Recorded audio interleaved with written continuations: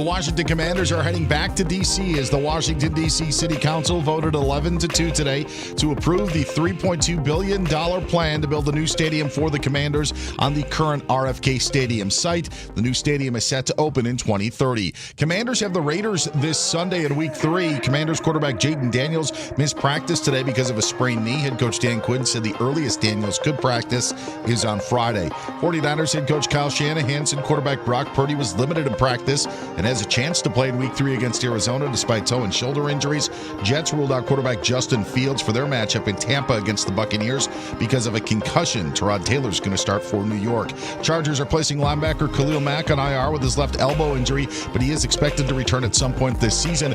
Cubs clinched a playoff berth, beating the Pirates today 8-4. Giants topped the Diamondbacks in 11 innings 5-1. I'm Dan Beyer.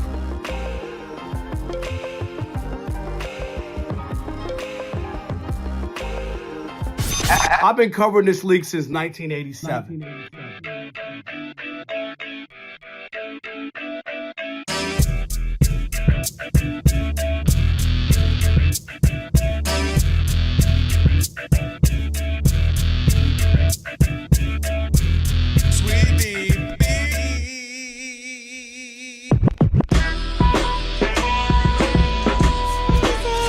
Can this sports writer and this sports fan share a radio show without driving each other crazy? Now, live from the Fox Sports Radio studios, here's Fox Sports Radio's Odd Couple, Rob Parker and Kelvin Washington.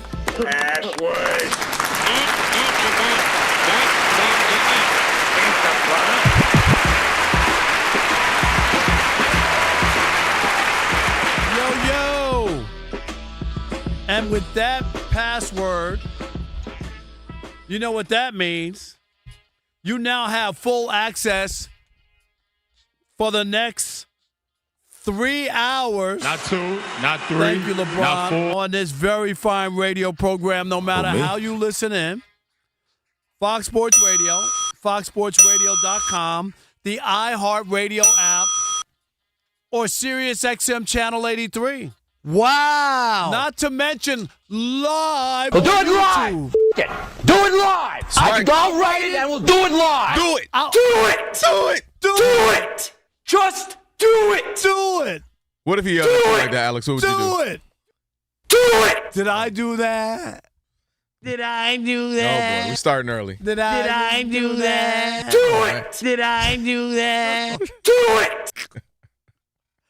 Alex, you're the best. Oh, boy. All right, say my He is name. quick up there. I ain't going to lie. Rob Parker. Say his name. Kelvin Washington. And we are indeed the odd couple on this Worship Wednesday. Rob Parker, Kelvin Washington. And you'll need our phone number because we are, without question, the most listener-friendly national sports talk radio show on the planet. At least when people are still awake. Gotta be up. Only time it counts.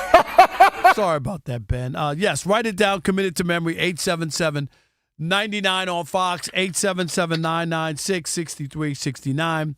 And if you hear feedback on the line, it's your own fault. It means only one thing. You forgot to turn down the radio. That's right. With that said, always remember. Sweetie Beanie. Yeah. Very nice. All right, let's go. Big show. And let me welcome in my co-host. He is Kelvin. Wednesday. Sorry. We just didn't know the days the last couple of days. Yeah. Went off a little bit. Yeah, so there I'm we back. go. It's Wednesday. Got that part down. It's a worship worship Wednesday. Boy, we could use some more worship around this country. My gosh. Jeez, you can't say nothing nowadays. You can't do nothing. You can't, hey, man, I got on a white shirt. No, you don't. Why has it got to be white? Man, we're in a crazy place. With that being said, I'm glad to be here with you. Glad to be here with you listening. You on Are you YouTube. going to be here for the whole show today? I don't know. Let me depend on how you depends Alex, on how you acting. Oh, is it on me now? Depending on how you acting. Uh-oh. Hey, Elijah, I got my 1 year in now. Your wife begrudgingly gave us a like for the 1 year. She begrudgingly. It might have been one of my daughters. I could just tell it wasn't like a wholehearted like.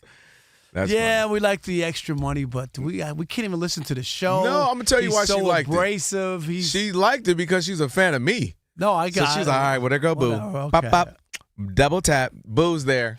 That's why. It ain't me. She just doesn't know me yet. She doesn't really know me yet. We're going to get to You know do each know. other. I mean, she doesn't know, but she's been around you. I know. I'm just saying, but she doesn't really know me. I'm a woman. I don't know if that's going to help the cause or make it worse, though, Rob. What do you think? Well, maybe we might be the same dress size. I don't know. I'm just saying. No, boo waist like that. I know. Boo waist like that. You know what I mean? Why? She's snatched out here in these streets. Listen, I'll kick my Your coverage, wife is okay? beautiful. She's beautiful. I know you know. Why Rob, you sweating? Why you sweating? And why caution. you getting nervous? Don't get fired. No, I'm not going to get fired. I'm not doing anything. Rob, Where your phone at, man? caution. Where's your phone? No, I deleted the picture of your wife. We want to know. We want to know. What about this folder that has all of our ladies in it? We want to know. That's you. Yeah, you too, Martin. You just sat down. Your lady in there too. It wasn't my mistake. Well, let me see what it's called. FSRW, Fox Sports Radio Women or Wives. Hey, and we should send out to the little woman, Rob G's daughter, whose birthday was today. Happy birthday. So cute. We always know that because that was the first day of the Odd Couple on the 17th. Was it this, right? And it was her birthday, and Rob G missed the first show. Yeah. Like Well, I missed the 1 year anniversary. Kelvin missed yesterday's 1 year anniversary. Well, he was here. He was here. We're all good. He was here. That's all Third right. person. And you know Happy who's- birthday to her. You know who's always here? Me. All right, let's welcome in the Odd Couple crew. That man- that man took 2 months off. They made me. Man, you went to every ballpark in Yes. America, Did even I little do leagues. They made me. Did I do that? My gosh, dude, All right. where's Waldo's? Where's Rob? Let's welcome in the Odd Couple crew. We wouldn't be able to do this fine spanking radio show without him. Rob G is our producer. Alex is our engineer. Martin Weiss is at the anchor desk. Oh, yeah, that's right. That's right. I thought he was Wolfman Jack when he walked in, but Martin Weiss.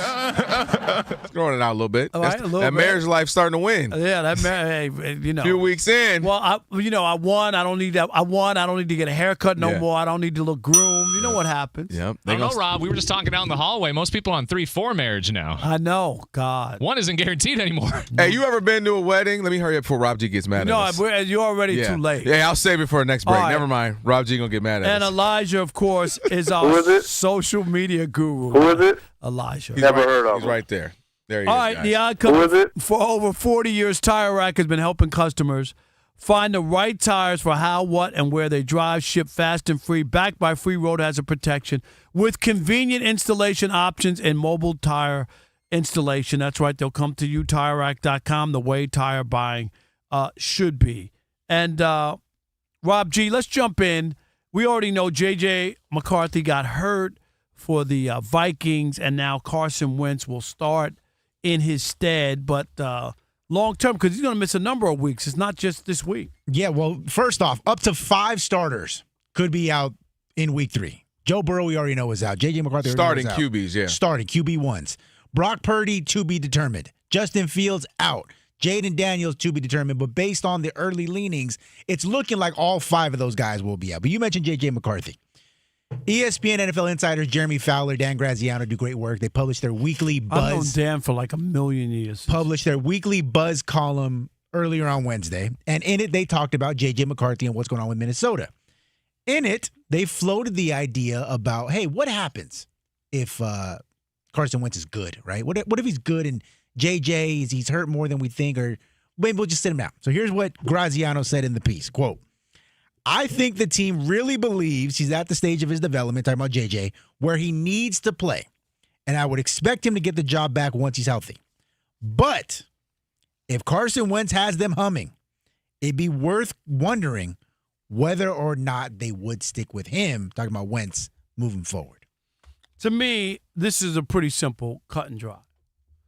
And if Wentz is playing outrageous and they're winning and they got a streak going, then Carson Wentz will stay the quarterback for now. And you'll bring along J.J. McCarthy, who's a young quarterback. You got time. You're not going to win. How many games could he miss, Rob G? Right now, the lean is 3 to 4. Okay. So Carson Wentz lights it up for 4 games. They win all 4. They're feeling good. They're rolling. There's a chance that you're going to stick with a guy like that who almost won an MVP, had really some good times in the NFL and all that, and lost his job because he got hurt, right? Basically. And then when he got healthy, he got it back.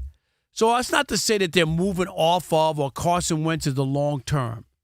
If it's just 2-2 and average play and JJ's ready, he'll go back in. The only way that, to me, Wentz, Pennsylvania, Wentz in a lifetime or something like of that ilk would continue is if it's lights out, 4-0, 12 touchdowns, no picks.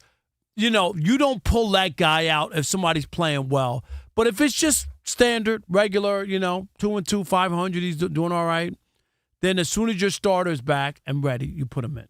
We are in the J.J. McCarthy experiment at this point.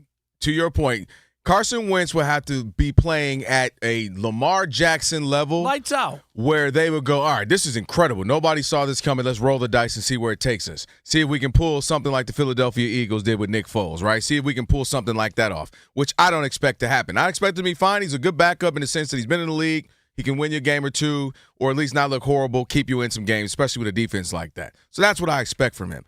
But they're in the J.J. McCarthy business. They traded to get the 10th pick. They moved up to get him. 10th pick. And I go back to, again, watching probably 90% of his snaps at Michigan and thinking he was perfectly fine and everything, but not thinking I think it would be a late first, early second, even maybe a third-round pick because he didn't do a lot. And when you look at a couple of things, Rob, this is why, again, I scratched my head with J.J. So one of the things that I think we're seeing right now is J.J. McCarthy didn't look great or have huge games, per se, regularly against great teams in college.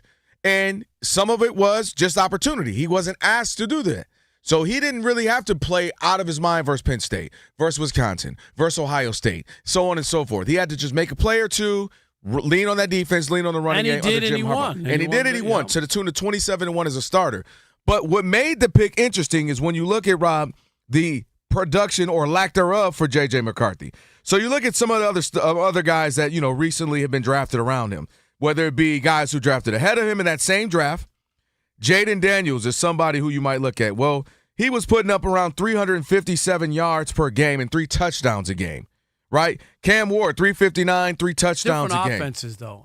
But it's hard what I'm saying, hear me out. So all I'm saying is you got J.J. McCarthy only putting up about 220 yards a game and less than 2 touchdowns a game. So what I'm saying is he didn't have that production to then automatically carry over into the NFL. So him losing a year, not playing because he was injured, this is what this is to me. He's in that rookie, growing through the growing pains, but learning I just don't year. think it's anything that has to do with the stats from college. And I'm just saying, because of the type of offense he was in, those guys weren't in that. Rob, those guys weren't in it. I know you watch, but you couldn't even make a judgment. He wasn't making crazy throws like that. But you couldn't even, even when I asked you, could you watch? That's your team. You grew up in that area. You really couldn't give a real assessment of him because you didn't watch him throw the ball that often. So after the second half and he lit it up and had 3 touchdowns, whatever, people's tune changed a little bit. Would you admit that? I think it leaned back to the original point of why they got him. 27-1, a winner. More than pure talent. Yeah, but he threw 2 touchdowns, ran one in. Yeah. Okay, so I'm just saying people – oh, wait a minute. People trashed him in the first half. Oh, he can't play. And we're ready to dismiss him. Oh, they made a mistake. That's how quick it was. And all I'm saying is I don't blame his college numbers on him. It wasn't like he passed the ball 1,000,000 times and had 220 yards. They were a running team. That's what they did. And I think he made the throws and made, what he needed to do without eye-popping numbers. Yeah. And I just believe, to me, that this is more about they wouldn't have made the move if they really didn't believe that they can do something with him and get what they need out of him. They run the football, they have a good defense, they have great wide receivers, and they're just saying to themselves, don't make the big mistake. You know what I mean? And we want you to do similar to what you were able to do at Michigan. Well, this is what makes it weird, though, Rob, that they got him at 10th. 28th? Cool, okay. But they might have thought he wasn't going to be there at 28th. 25th, Lamar Jackson, 32nd or something. Makes sense. Okay, cool. Guy, winner, national champion, I get it. But, man, he went so at the 10th spot. And also, to me, going back to what we said, you could have franchised Sam Darnold had him for another year, run it back, see what happens. They didn't want him, though. I get it. They didn't. Or they didn't even went believe after in your Sam guy, Darnold. Aaron Rodgers, and say, hey, another year tutelage, one more year for JJ to learn up under this. They had other options. That's why I know they're in the JJ McCarthy business. I don't care if Carson Wentz looks really good. He has to look like the return of Joe Montana for them to get out of the JJ McCarthy business. If they're 4-0 and he has 12 touchdowns and no picks, they're not going to That's put insane. Right, But what you're asking is insane. Right, but they're not going to put J.J. McCarthy back in. Real quick, I'm going to throw these numbers. Aside from that one quarter where he looked spectacular, right? We talked about it. He's 6 for 8, 2 touchdowns and a rushing touchdown. The other 7 quarters, he has 213 yards total, almost only barely 50% completion, 0 touchdowns, 3 interceptions, and a fumble. His QBR is 20.4, not his age, 20.4, which has him 32nd of 33 qualified quarterbacks. So he's got a lot of learning to do, and it's going to be brutal. He still has games versus the Packers. He still has 2 games versus them, versus the Lions. He's got and then the rest of their schedule. So it's going to be a tough season, tough go for him. All right, 877-99 on Fox, 877-996-6369. If Carson Wentz plays well the next few weeks, should the Vikings still give the job back to J.J. McCarthy or not? We want to hear from you. We'll continue this conversation. It is the Odd Couple on a Worship Wednesday. Rob Parker, Kelvin Washington, as we enter year number 2 here on the Odd Couple on Fox Sports Radio. Stick and stay. Unless you miss Pennsylvania in the U.S. of A. There you go.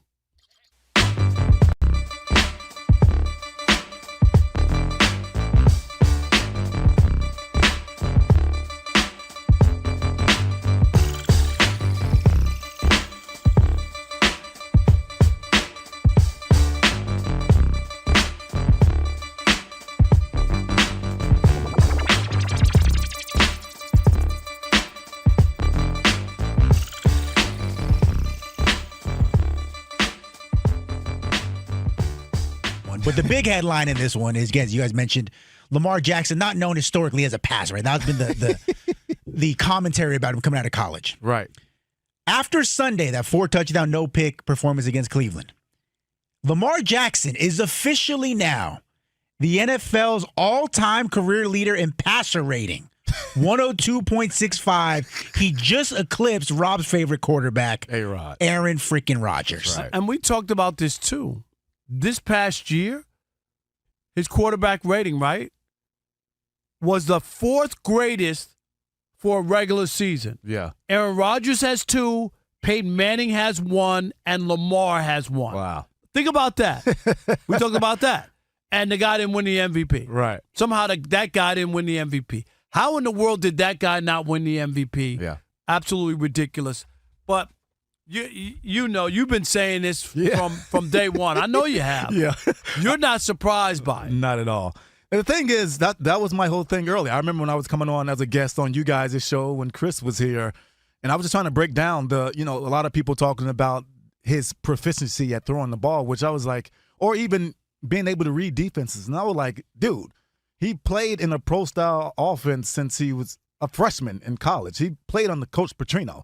Bobby Petrino is a highly skilled offensive guy that runs, NFL type of stuff. And so I knew he could consume it. I knew he could process, and I knew he could throw from being there and seeing him in camp. And so when that narrative was out there, man, it really got under my skin. And I was going to be out there and on any platform that I could. And try to tell people, and tell it's people, not the case. That's right. not the case. The guy can play. And so to see where he is now and to see how effortless it is for him to go out there and play the quarterback position, Rob. But that's the word, effortless.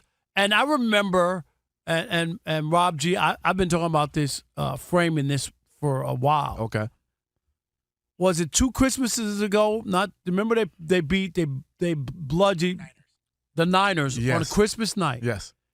He threw a ball I'd never forget, like to the side of the end zone, like only in one spot that it could have been thrown in. Yeah. And I just thought to myself, effortless. Just like a flick of the wrist. I was like, are you kidding me? And Rob, it really irked me early on, and Rob G knows this. Whenever we talk about Lamar, like it's obviously it's personal because I know him. But even if I didn't know him, and now like watching him and seeing him play the quarterback position, and to think that even coming into the year, he was like, what, third or fourth? He was fourth on that list. Like, I get it. The other guys are good too, but this guy is on a streak that we've never seen before. No. And the way he's throwing the ball and the way he's reading defenses and the way that offense is operating. Now, even now, he has more control of it. He's calling must-see TV. He is. And this is what I was telling people about. This is why I'm not a red zone guy. Yeah. I want to watch him it. play. I don't want to see when he's only in the – I want to watch the entire game. Why would you not want to watch Lamar Jackson play football? I want to watch every single moment. He's the best football player in the league. Period. And here's the not even quarterback player. Here's the other thing. Yeah. It ain't going to take much to vault him over a lot of players, okay? Because once he wins that one Super Bowl, all he needs is one. He has to validate the whole thing. Yeah. But he has everything else you need, all the numbers, all the other stuff.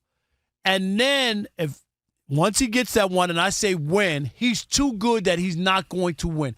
He is going to win. He's not like when he's I don't know. Yeah. He's going to win. Well, if his coach doesn't mess that up, we'll talk about that later. But hey, what did I say, Rob G, about John Harbaugh? If his coach doesn't mess that up, dude, I've said it. I think he should be fired because they can't they can't hold on to anything.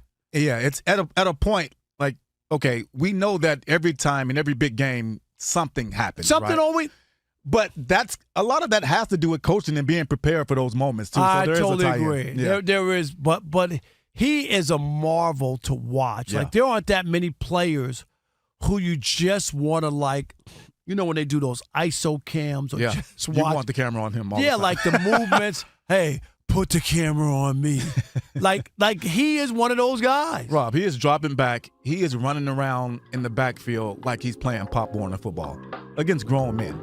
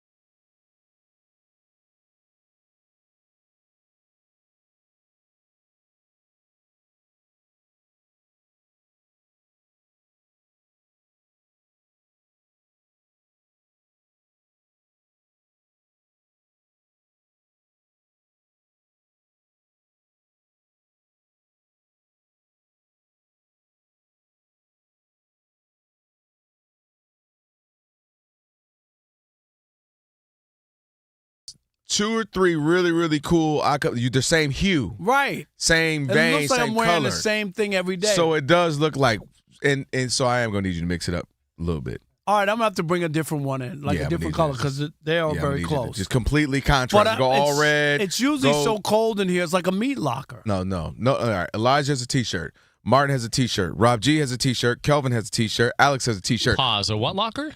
a locker. It's like a foot locker. Alex. Pause. Yeah. But Alex. Yes. You come on. Alex, now, Alex has on T-shirts. Yes. He comes in with tank tops, He all does that come kind in. of stuff. He has to okay? relax, too. But Alex knows when it's cold in here. Y'all are extreme. Am I right, It's Alex? cold. He comes There in are days here when with he the comes tanks. in and You he's come in cold. here with the snowsuits on. Can y'all find the middle ground, I'm please? just saying. All right. YouTube, basically what we're saying is check us out on YouTube. We appreciate it. And you could buy this merch as well. We're going to have that announcement. I can't wait for you to send Elijah the script. And that's right. Come get it. 2 for $50. I already see it coming. 29, 2 for 50. 2 for 50. 29, 2 for 50. Odd couple blowout sale. We're going to do that. I'm going to have you boys at 29, 2 for 50. 29, 2 for 50. Everybody in Detroit will be buying. I know, right? Mr. Allen's over here. Mr. Allen. Man, take it back. All right. With that being said, take some phone calls. The Vikings, how they're handling I guess you could say the start of J.J. McCarthy's career.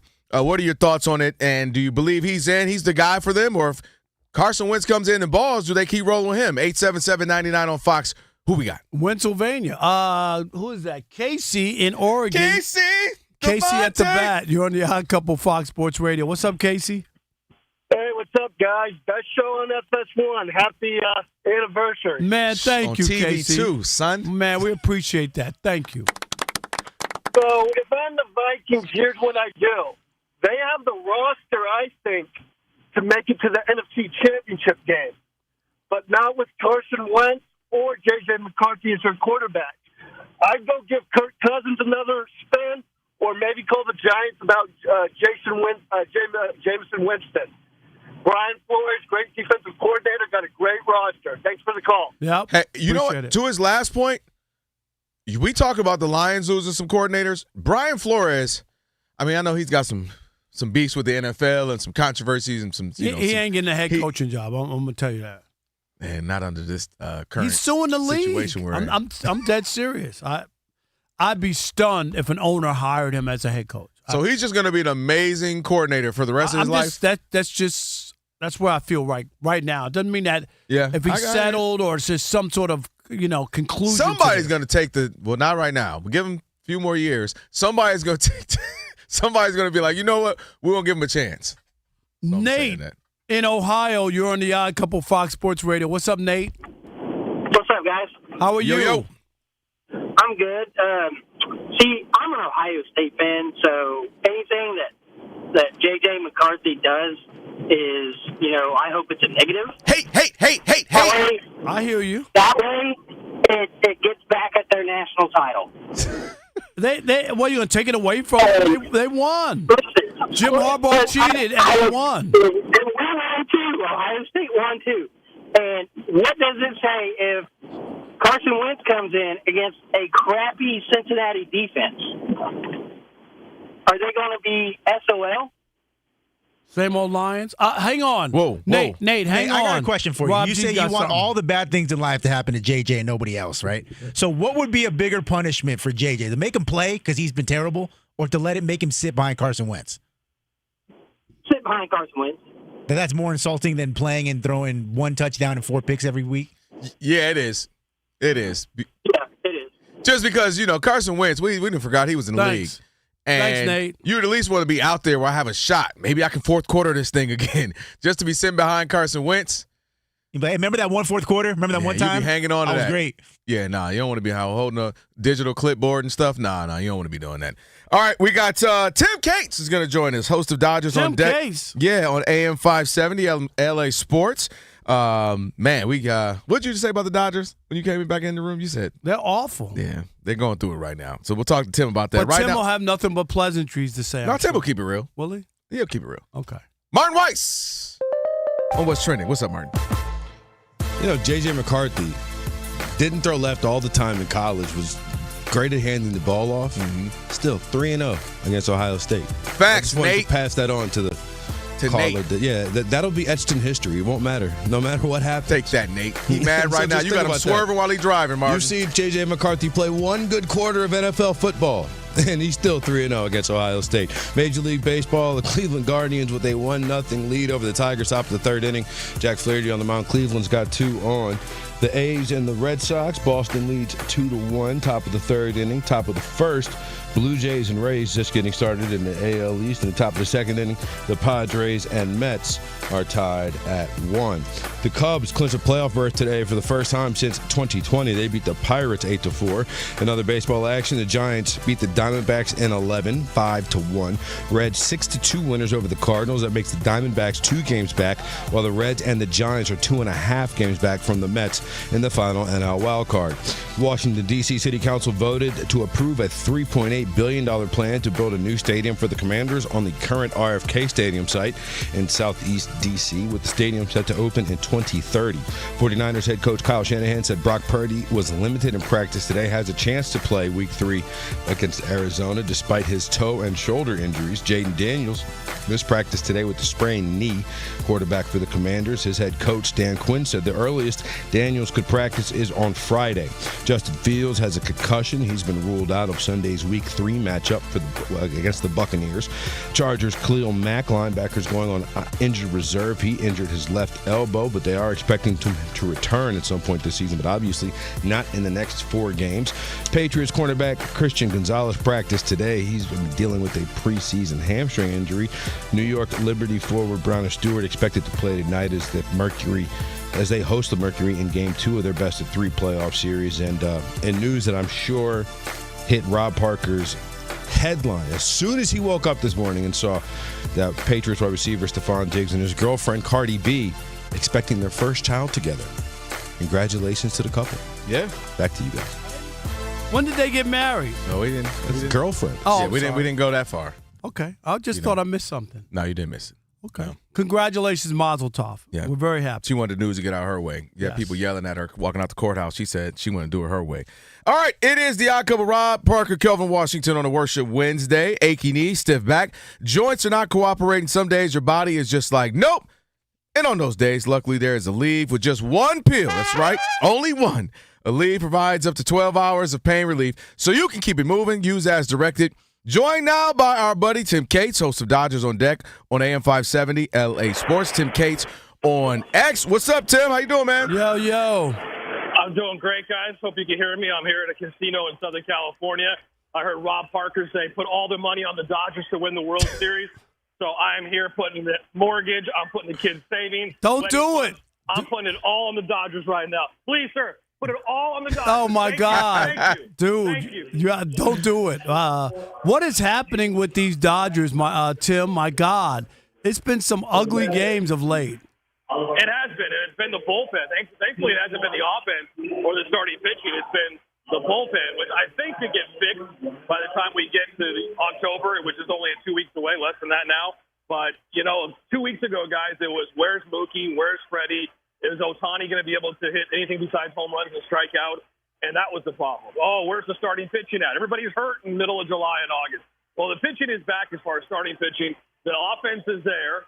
It's the bullpen. And the good thing is when you get to October, and you guys know this, when these games really count in October, you're not going to see Ohtani come out after 5 innings, I don't think. You're definitely not going to see the Blake Snells and Tyler Glasnow come out after 7 innings of no-hit ball like we saw Blake Snell did a week ago at Dodger Stadium. These guys are going to be told to empty the tank and give it everything you got to go out there to lessen the bullpen. How about this? A year ago, they had 0 starting pitching, and I was on with you guys, and Rob, you kept saying, they got no starting pitching. They can't survive in October. My Yankees. Well, not my Yankees. I never said that part now, Tim. Tim, you ain't lying, Tim. That's the truth, Tim. You ain't lying.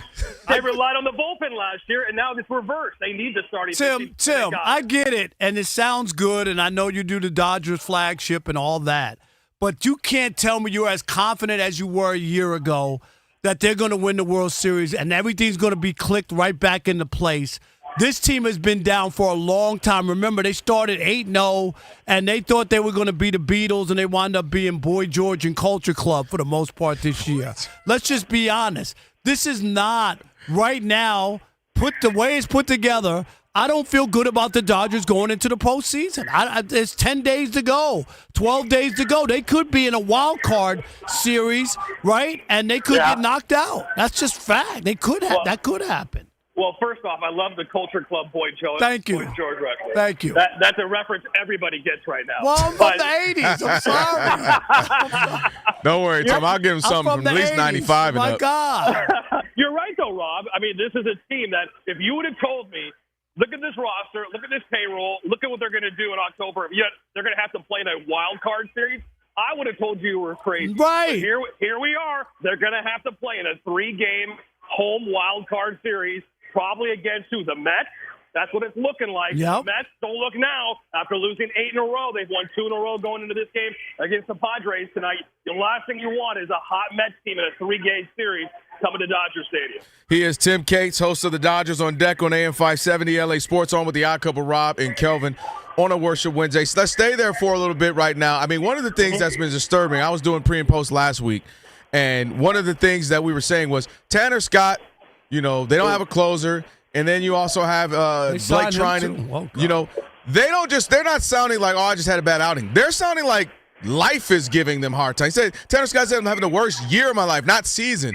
What's going on where this seems to be mental, not just like a bad outing for, a couple of times. This seems like something almost entrenched in them right now. Yeah, I mean, you mentioned it's a Worship Wednesday. We need to start praying for Blake Trinan in this bullpen because Blake Trinan last night, I felt so bad for it. I give him credit, guys. All these Dodger relievers, if they give it up, they will talk to the media after the game. They're not going to hide in the clubhouse and avoid the media. And last night, Blake Trinan, who was the one that gave it up late in the game with that home run in the 9th inning, he stood in front of the locker, and you can see it in his eyes. He is lost. He has no words to describe what is happening. They're trying to figure it out. They've got the analytics department. They got the coaching staff. They got the 9,000 cameras that are trying to break down every single second of his pitching mechanics and all the guys out of the bullpen mechanics. So they're trying to figure it out. It's not like they aren't. But for whatever reason, the baseball gods, I don't know what it is, this is a bullpen. They just cannot throw strikes. And when they do, they're getting hit around the ballpark. And it's by not just the Phillies, guys. It was by the Orioles. Yeah. It was by the Rockies. It was by the Pirates before that. Everybody's getting to them. Yeah. And, Tim, I heard one of the guys here, Patrick, who's a big Dodger fan, saying, if they don't win, I'm okay with it because they won last year and I kind of feel good about it. But I think that, fans can say that, but that's not realistic because – the moves they made in the offseason, they made a championship team even better. And there were expectations. And anybody who thinks that the Dodgers would be cool with not winning the World Series, especially since nobody's won back-to-back, Tim, since the Yankees in 99 and 2000, 25 years ago. This team was supposed to win back-to-back. Yeah, they're supposed to. And you could have told me earlier in the season what's going on, and I would have said it's injuries. Starting pitching's a problem. This is a Dodger team that just can't find its stride offensively. Sometimes they look like they were lost. And I thought Adrian Gonzalez, your buddy Kelvin, who you're on with, I think last week, said it best when he came on the radio on AM 570. And he said, guys got to have better at bats. And this is the time of the year where you got to put away the ego. You got to put away the numbers and stop worrying about, am I going to get to this number? Am I going to get this number at bat? Where am I at for my slug and all that? No, it's all about team at bats. And for a series or two, we felt like we saw this was a team saying, okay, put everything behind us and let's go out and start winning games. And they did, and they rattled off some wins. But the last 2 nights have been eye-opening with the bullpen. And you're right. You're right, Rob. This is a team that has to win a world championship. They spent in the offseason the most money in the bullpen. Yep. They signed $72 million for 4 years to bring in Tanner Scott, and he has absolutely imploded on the mound. Kirby Yates looks like his best days are behind him out there on the mound. He signed a 1-year deal. They made all their moves in the offseason. Everybody thought, wow, they won the offseason. They won the annual San Diego Padres. We won the offseason with all of our moves award. They took it from them. But now the Padres are a team that's trying to figure it out. But certainly the Dodgers, with their moves they made, should be, and it absolutely should be, a World Series team this year. Quite frankly, I'm worried. Yeah. The wild card round scares me. And forget that. If they get past the wild card round, guys, you get to the DS, and you got the Phillies lining up for you, and they got home field advantage.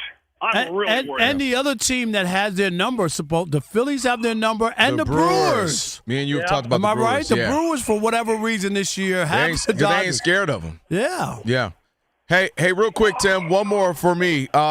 Just Shohei, man, now what he's doing has been remarkable. We've already been saying that for years, but now even more so 50 Ks. He looked great, and a lot of people were mad at Dave Roberts for pulling him out. That's the story Rob and I will get into a little bit later on in the show. But just your thoughts of Shohei's performance in this season.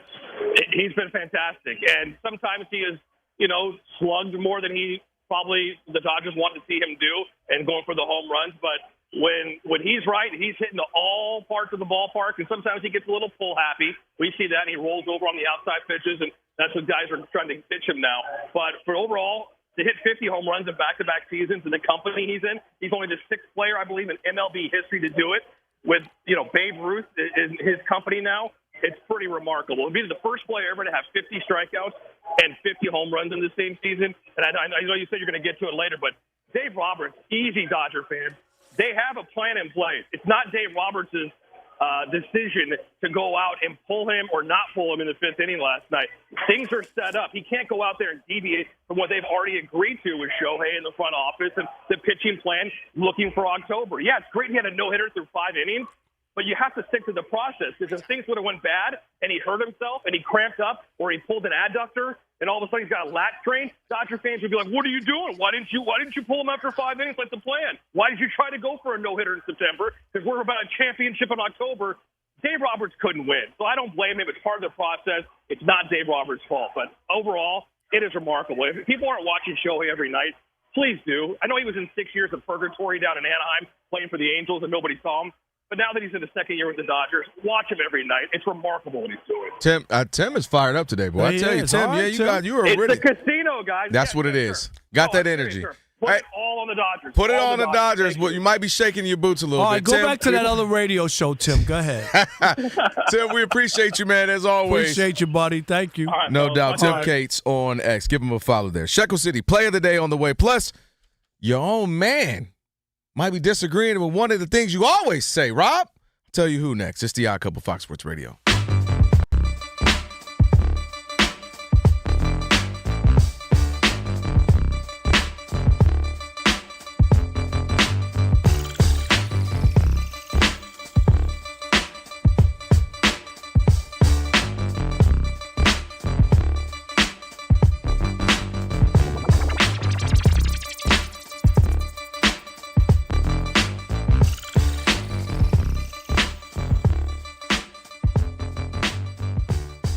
In the last 8 games, C.J. Stroud, who was everybody's favorite quarterback a couple years ago. I mean, people had them going to the Super Bowl his second year. Their offense has scored 20 points or less in 6 of their last 8 games. So they're really struggling. And after the game, Stroud told the Associated Press, quote, everybody's going to talk crazy and say we suck and we're this and that. But at the end of the day, we got to stay together. Be honest and have hard conversation. But I think right now, we need more confidence as an offense, just confidently playing better together. I think that is the biggest thing. Oh, that was a little breath. I'm just going to say I think CJ is right. He and the Texans, they do suck. It's been bad. And I get it, injury. It's football. Injuries. You got to work through this kind of stuff, okay? But they were the cat's meow after his first year. Oh, my God. Yeah. Like people were like, had them penciled into the Super Bowl. Yes. After they brought on Stephon Diggs. Right? Did, yes. Oh, yeah. And then they added Diggs, right? Yeah. Oh, my God. How are you going to stop them? Yes. You couldn't stop him his first year. Right. And again, we just talked about it with Jaden Daniels. Yes, they get tape on you. Things change. Yes. Like, we didn't know what to expect. We see it in baseball time. And you know this, Kerry. You follow it. Yep. You come up to the major leagues. First thing they do is they want to make sure, can you hit the fastball? They're going to throw you fastballs and see if you can even hit that first. Yes. Okay, when you start to hit that, then they mix in the breaking stuff and the curveballs. Of course. And then you wind up going back to the minor leagues because you can't hit that consistently. Yes. And the same thing. In the beginning, Jaden Daniels, all these young guys come out on the scene and not sure what they do and they don't have enough tape to figure it all out. Right. Why do you think Bill Belichick and Spygate and trying to figure out signals and what people are doing, it makes a big difference if you know what's coming, okay? But it's been disappointing, C.J. Stroud and the Texans. They're off to an 0-2 start. And here we go. Like, I don't know where this team is going. Yeah. Home, dinner, maybe a show, but it don't look like they're going to the playoffs. Well, listen, Rob, this is the thing. Only thing I'm worried about with C.J. Stroud right now is him falling victim to the David Carr syndrome. And I say this in a way because David Carr came in, highly touted, I mean, people thought he could play. He's accurate. He can make completions. Cool. He got sacked so many times that rookie year that he became gun shy. He became a guy that was in the pocket. He didn't trust his reads. He didn't trust his feet. He couldn't make the throws down the field anymore. With C.J. Stroud, he's becoming that guy on tape right now. He's so worried about the pass rush and his offensive line being terrible, because they are right now. They can't block anybody. That he is not stepping in his throws, having the right mechanics. And so for me, just looking at C.J. Stroud, is he still that good quarterback or has that capability? Yes. But if he doesn't correct it right now, or they get him an O-line that can actually protect him, he's heading down that path. And so the Texans, they got a good coach, and DeMeco Ryans my high school teammate, so I know he'll have those guys ready to play. But right now, I'm just worried about C.J. Stroud and him falling victim to the David Carr syndrome. Well, let me give you some of these numbers, and they're not pretty. Stroud's numbers are down across the board since his Pro Bowl rookie season in 2023. You ready? Yeah. Passing yards per game have gone from 273 to 219 to 197. His passer rating has dropped from 100 to 87 to 85. And on the flip side, his sack percentage has jumped up from 7 to 8.9 to now 10.5. That's what you're talking about with the sacks. Yes. And I know that they had last year injuries and they were missing people. Yes. But you come here, here's a game. You needed to win that game yesterday, right? Came out strong. Right? You're at home. You want to be 1-1. You don't want to be in a hole. I think, is this, Rob G, 5 years in a row that they're 0-2? No. No? No. I saw something about them getting off to bad starts. That's Cincinnati usually. Cincinnati's 0-2. No, they started 2-0 last year. Yeah, of course. 2-0. Okay. Okay. They started out last year 5-1. Yeah. Everybody's feeling real great. Was that the one that they lost? They finished 10-7. Wow.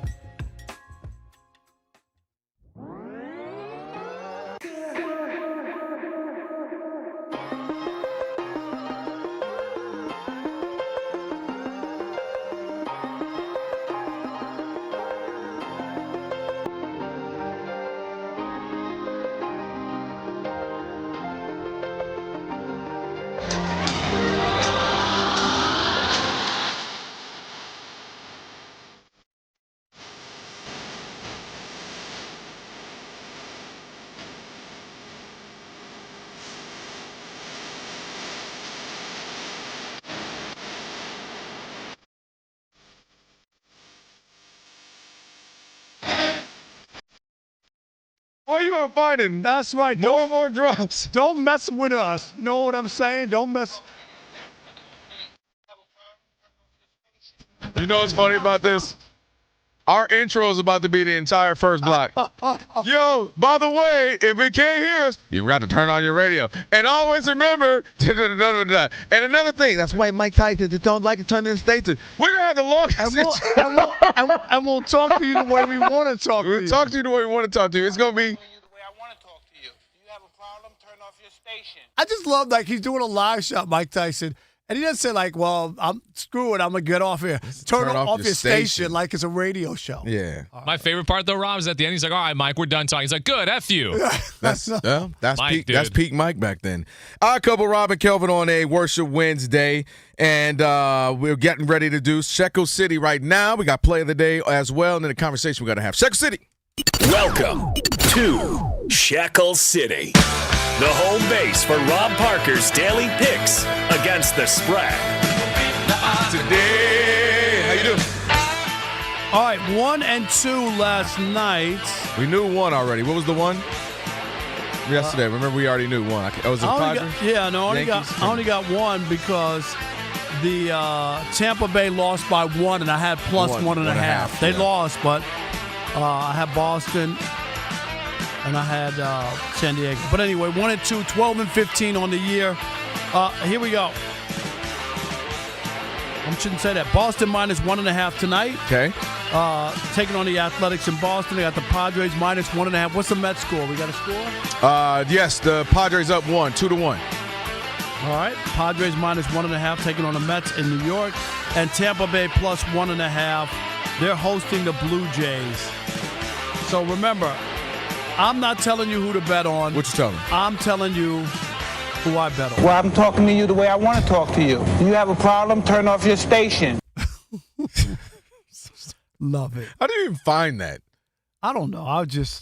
As soon as I found it, I was like, I got to bring this into Alex. I got to get this to Alex. I don't even know. Like, what do you? I want to give me your phone. I want to know what you Google. I got. That's what Rob G and I want to know what you Google. Next one. I got one more for you. All right. Well, maybe that will be play of the day. It's time for your Tyrek play of the day. Swung on, hit well, center field. It's going back. Isbell at the warning track, at the wall. He has done it. Home run, Cal Raleigh. He has tied Ken Griffey Jr. for the most in Seattle Mariners history. Number 56 for Cal Raleigh. Listen, man, the big dumper ain't playing around with y'all. For sure. That's Mariners radio right there. What's he batting? 240? Nice. Hey, it's 2025. You know they don't care about that anymore, Rob. 240? Tire Rack play of the day. Brought to you by Tire Rack. For over 40 years, Tire Rack has been helping customers find the right tires for how, what, and where they drive, ship fast and free, backed by free road hazard protection with convenient installation options like mobile tire installation. TireRack.com. It is the way tire buying should be. Aaron Rodgers, man, he had something to say. They were asking about the game in which they obviously had a couple of plays they were won back. He had this to say about winning. I don't like getting too binary, but winning, that's a good response. But we can't get attached to the binary system that our league is judged on necessarily, because it is a 17-game season and the process has to be great. So just dig into the details in the process, enjoy it, practice well, and then let game day take care of itself. What did he just say, Rob? What he's talking about is like the season is 2 games old. I don't know what he was talking. He talking about binary and stuff. Yeah. I didn't know where we were going with that. We know that everything is judged by winning and losing. Ultimately, I've always said it. Sports has a short menu, but I just think he's talking about as you progress and doing the right things and trying to get those things worked out, and everything will take care of itself. Boy, I tell you, if I said that, you would sit here and go crazy. I just don't think it's a big deal. You would go crazy if I said that, Rob Parker. That's all you do. Matter of fact, I have said that. All you've ever said is giving everybody a pass. I have literally said everything, soft soak everything. I have literally said that. That's all you do. I've said it's sometimes, man, it ain't just about how you win. You know what I mean? You want to see how it happened, right. what had happened. Like when the Lions beat Washington in the post. Oh, they didn't win that game. Right. Why? I think the Lions are on your mind more than me. No, it's you. No, I'm convinced they're on your mind more than me. You bring them on more than me. Yeah, because of you. Because of what? Because I told you all year they weren't going to get to the Super Bowl. Would you stop doing that? They were 15-2. Thank you. They were 15-2. And what? But they didn't win the game that they needed to win. Every time Sam Darnold had a great year. He won 14 games. No. Sam Darnold had a great year. Yes. He won 14 games. Is he still with the same team he won 14 games with? No, because he lost the games that mattered the most. Rob, so it does matter. It does matter. One team wins the Super Bowl, right? I don't care about that. You know that, right? That's not the point. My point is, it's just like Jared Goff. The reason he's on the Lions is that the games that they needed him to win in L.A., they don't believe he can win. Right. And that's the reason. One team gets to win the Super Bowl. No, that's not it. Meaning you can have a good season, you just didn't win the Super Bowl. Okay, so why did they move off of him then? I'm just asking you, Sam Darnold. Why did they move? Because the deal he got in Seattle is not a great deal. He only got like a 1-year guarantee, so the money's not. They moved off of him. Why'd they move off of him? Because they thought they have their guy in JJ. That ain't it. That's why. No, the guy they went up to get at 10th. No. And now they're sitting there wishing they had some JJ what you call him? Ronald McDonald. That's what they wish they had right now. They could go for a double-double. They could, or a double cheeseburger, a fish fillet. JJ, they would have waited for JJ if he would have won those games that they needed, and he just didn't look good. Yeah, I bet they wish they had him now. Because you know you desperate when you're looking on the bench and you're looking at Carson Wentz. You are hard pressed when you got to go to Carson Wentz. He's going to go 4-0. And by the way, that was a massive drop off too. Carson Wentz, he looked like he was all right, about to be something. He got hurt. People get hurt all the time. People, and the words paid for. People get hurt every day. That's that MVP that they gave to Tom Brady. That Carson Wentz still had better numbers. Go look at that year. But he got I don't hurt. remember the record. I don't remember who had it. He got hurt and missed the last 2 games, so they gave it to Brady. Yeah. I hated that year. You hate every Brady year.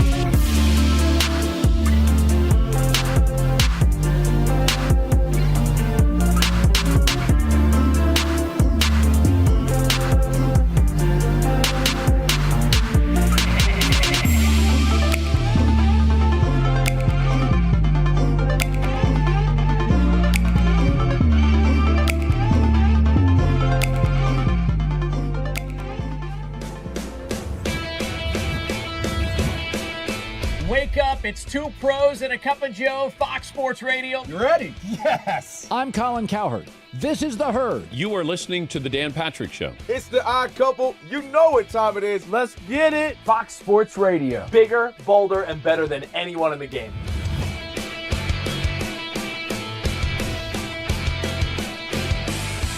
Fox Sports Radio is the #1 sports audio network. Diverse, fun, entertaining, and driven by the big sports topics of the day. They had to bolster the offensive line, which they did. You finally said something right. Congratulations. That game was incredible. You are wrong. You could take that trash somewhere else. Wham!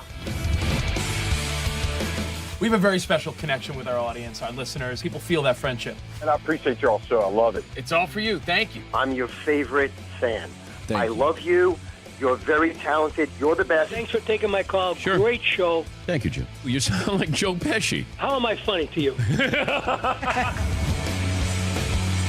I can't help but notice that the W-2s for the quarterback look a lot higher. That's because we're worth it. You gotta be kidding. He never was an elite quarterback. This team is unstoppable. He made the right call. You know that's right. LeBron James is a legend. No, he's not. He complains all the time. You say Brady's the greatest quarterback of all time, but Eli Manning beat him twice. Wrong. For 25 years, Fox Sports Radio has dominated the sports audio landscape with the biggest talent and the best programming available. We talk sports and we have fun doing it. We talk about life. Sports radio is where you go after the games are over, and then the discussion begins. If the Chiefs win. Sorry, Patrick Mahomes here. What do you mean by if the Chiefs win? It is live. It is unscripted. No other medium can touch that. And that's what makes it special. Yes.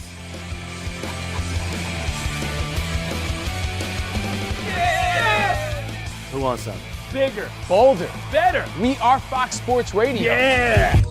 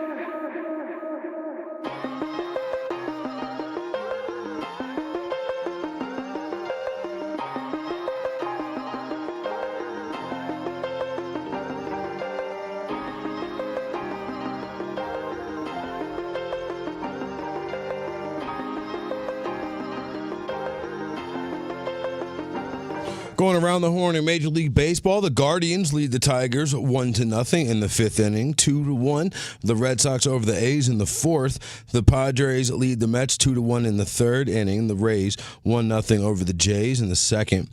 In the first inning, the Yankees with a 1-0 lead over the Twins. Second inning, Angels and Brewers are both scoreless, and the Royals have a 3-0 lead over the Mariners in the second inning. Earlier today, the Cubs clinched a playoff berth for the first time since 2020. They beat the Pirates 8-4. Giants beat the Diamondbacks in 11 innings 5-1. Reds 6-2 winners over the Cardinals, meaning the Diamondbacks now 2 games back, while the Reds and Giants are 2.5 back of the Mets for the final NL wildcard.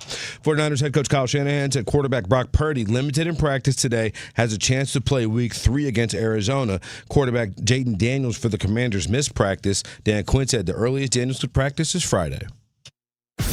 I've been covering this league since 1987.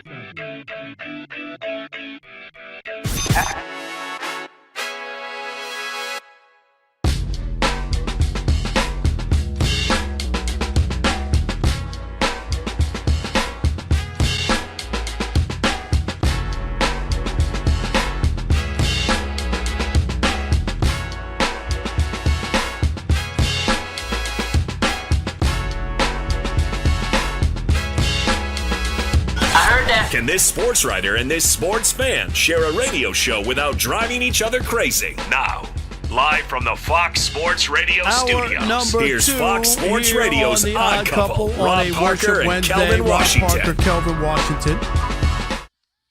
Year number 2 of this program. We're excited that you're a part of it. That's right. Be sure to check out our brand new YouTube channel. You can watch us live on YouTube right now. That's right. We're simulcast right now on YouTube with video of the two of us. Just go to youtube.com/@oddcouplefsr. Or if you're already within YouTube, just search Odd Couple FSR. Be sure to hit the subscribe button. Don't stop there. Hit the thumbs up icon and comment away. Let us know which one of us has the better takes. I mean, that's just futile. We already know that. Stop it. Go check out our brand new YouTube channel. That's right. And watch us live right now. Just search Odd Couple FSR and subscribe. Do it. Do it. Just do it. That's right. Also, The Odd Couple, sponsored by Aleve. Achy knees, stiff back, joints not cooperating. That's right. Some days your body is just like no way, no how. And on those days, luckily, there's Aleve. Just one pill. Aleve provides up to 12 hours of pain relief so you can keep moving as directed. Don't forget, we got Shop Talk coming up. Oh, yeah. 2 in about 45 minutes talking about apologizing over food that you don't like. I mean, where are we? You can like spend the next hour talking about like where anything. It's just absolutely crazy. Rob G, there was a story. A long one. Today. Was that The Athletic?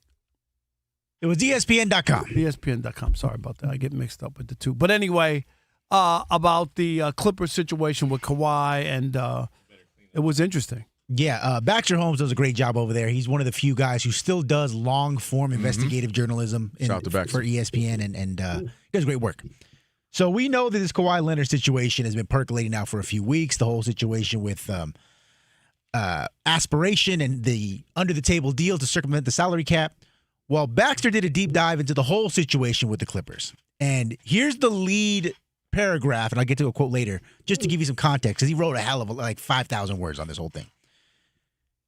During the 6 seasons since the Clippers' blockbuster 2019 acquisition of Kawhi Leonard, the team has won just 3 playoff series, and Leonard has played in only 58% of its games.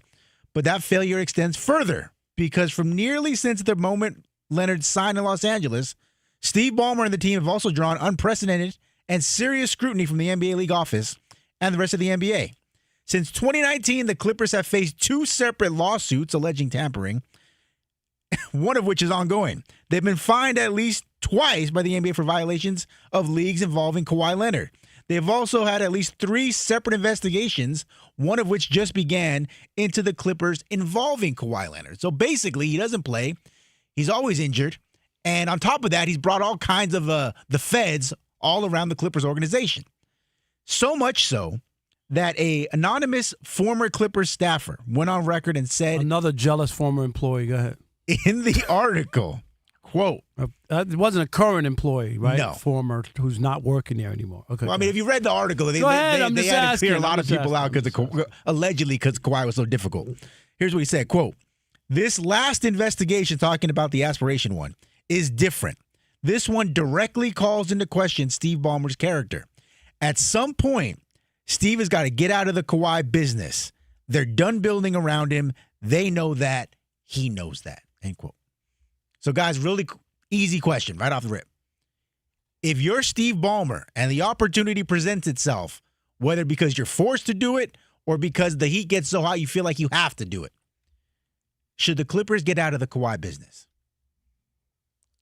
Closed, shop closed, out of business, grand opening, grand closing for me. I've had enough. If I'm Steve Ballmer, we gave it a shot. We gave it a shot. We did everything he wanted. Uncle Dennis wanted, Uncle Bob, Uncle Jim, Uncle Auntie, whoever. We did everything the family wanted. And what did we get? What's the ROI? What is our return on investment? That would be my thing. Sometimes things just, hey, it's worn out. It's welcome. It's time to move on. You just mentioned, I think you might be spotting him a percentage when you say 58% of the games he played. I don't think he's played no 58. He played 31 games last season. There are seasons where he didn't play but 9 games. He's hurt, just doing it on himself, choosing to be hurt, whatever it is, it doesn't matter. The point is he's not playing. And when you look at some other things as well, it's not as if you've got any trophies for it. It's not as if he's got any MVPs for it. It's not as if he's gotten any notoriety, any fame, any more lights, any more bright. He doesn't go about the organization.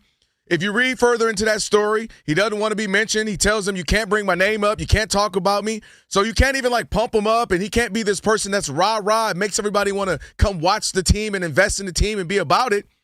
And so to me, he didn't bring any bright lights. The only lights he brought was the spotlight now into this.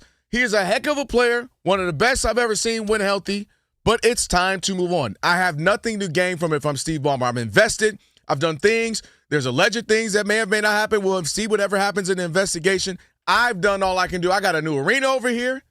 I done brought play. You wanted Paul George. I got Paul George here. Got rid of SGA, who's now got an MVP, who's got a championship. It's time to move on. This version of the Clippers wasn't even more entertaining than Lob City. Lob City at least was more entertaining, and we talked about him more, and we had big aspirations for the Lob City Clippers. So Kawhi Leonard, heck of a player, heck of a talent. And it's okay to cut ties and move on. Cutting ties like I'm cutting his cornrows. I'm moving on. So that I'm out of it. I've tried it. I need to move on. If I'm Steve Ballmer, if I'm Ty Lue, we got to move on. I don't even know if you read further into that story, you just never know. He never tells you information. He doesn't talk to you. He tells you, in fact, don't worry about this. Don't do this. I have the right to not do this. I have the right to not do that. Too many stipulations. I'm good. I'm moving on. Thank you. God bless you. I'll holla. Couldn't disagree more. Are you kidding me? Yes. Steve Ballmer understands he doesn't have to win 8 championships. He doesn't have to win. He is banking on the idea that he can just get one. That's all. He has one less than LeBron, who's been here. The Lakers have given LeBron everything, made all these trades, brought in Luka. They couldn't even get out of the first round, right? That's with Luka, a 25-year-old all NBA player, and LeBron couldn't even get out of the first round. Everybody had them going to the Western Conference Finals. It's only about winning one. That's all that Steve Ballmer wants to win. It's not what he said in his story. No, I'm telling you that's not what he said in his story. All it takes is one, and if he can get one, and for once the stars align and somehow he can be healthy and play, you got a great coach in Ty Lue. You got James Harden, who has acquiesced and was able to fit into what works here and not have to be the same player and some other players.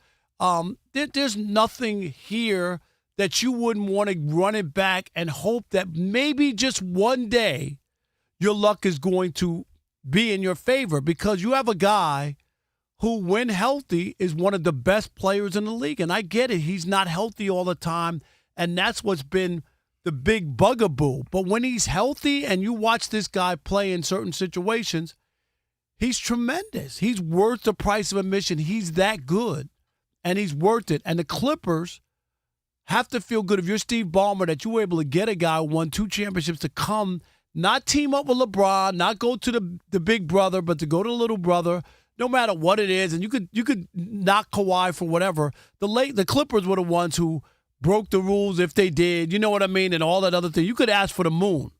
Okay? You could ask for the moon coming here. I did. And if Fox Sports decides to give it to you, that's on them or you know, or whatever it is. It is. You could ask for whatever. The company is the one that has to decide that they're going to bend the rules or do whatever it is to get you or to pacify you. Kawhi, to me, I can't criticize a guy who's injured. That's not his fault. Do I believe that he doesn't want to play? I don't believe that. I think people are ludicrous to think that he doesn't want to play or doesn't want to win. This guy's been a winner his whole life. He's been a winner. This is where I challenge you. Okay? I don't think he doesn't want to win. I think he wants to win his own way. And if you read this story, I tell you what that means. He comes with too many stipulations. No, I'm talking about being hurt. Right, I'm not but that's the thing. So yeah, in this piece he wrote in talking about I only want to play this. I'm not playing back to back. I'm not doing this. Too many knots when I'm trying to win. It's too many knots because when I have to win, I have to count on this. You have to be open that I might have to play you this amount of minutes or might have to play you these games. It's too much that comes into trying to win a championship. You said a couple things. I don't like the fact that if I'm banking on James Harden, who ain't never showed up in the postseason, and I'm banking on Kawhi, who's hardly ever healthy, and I'm banking on Bradley Beal, no deal. It ain't happening. This is absolutely not happening. And I know you just talked about, at least they got LeBron. You can look at the breadcrumb with LeBron. You got a championship with which is questionable. You got not at all. You got a championship. Saying, you got. That's the one that he got. You got a championship. There were years with LeBron where they didn't even make the playoffs. Watch this though. Watch this, and I'll grant you that. Watch this. I got a championship. I got all types of more notoriety and just fame. We're talking about the Lakers and talking about LeBron. But that goes without saying. The Lakers have always had that. And it's on a whole other level when you get LeBron. Nah, they don't have nothing to do with LeBron. It's on an absolute another level. They're one of the best franchises. I completely agree. And part of that because they know who they do. They know how to do business. That's getting stars. And then because of LeBron, I get AD. And because of AD, I now have Luka. So the ripple effect of it, I'm still winning. Has LeBron's performance here, this is what you expected, that he'd get one bubble championship when he came in? I wanted at least 2. Okay. But you got the one if you're the Lakers. And if you're the Clippers, that was the whole point, That's right? all the Clippers need is one. All they need is one. They're not even close to getting it. And now the guy that you gave up to get him looked like he might win another one with his team, and that's GA.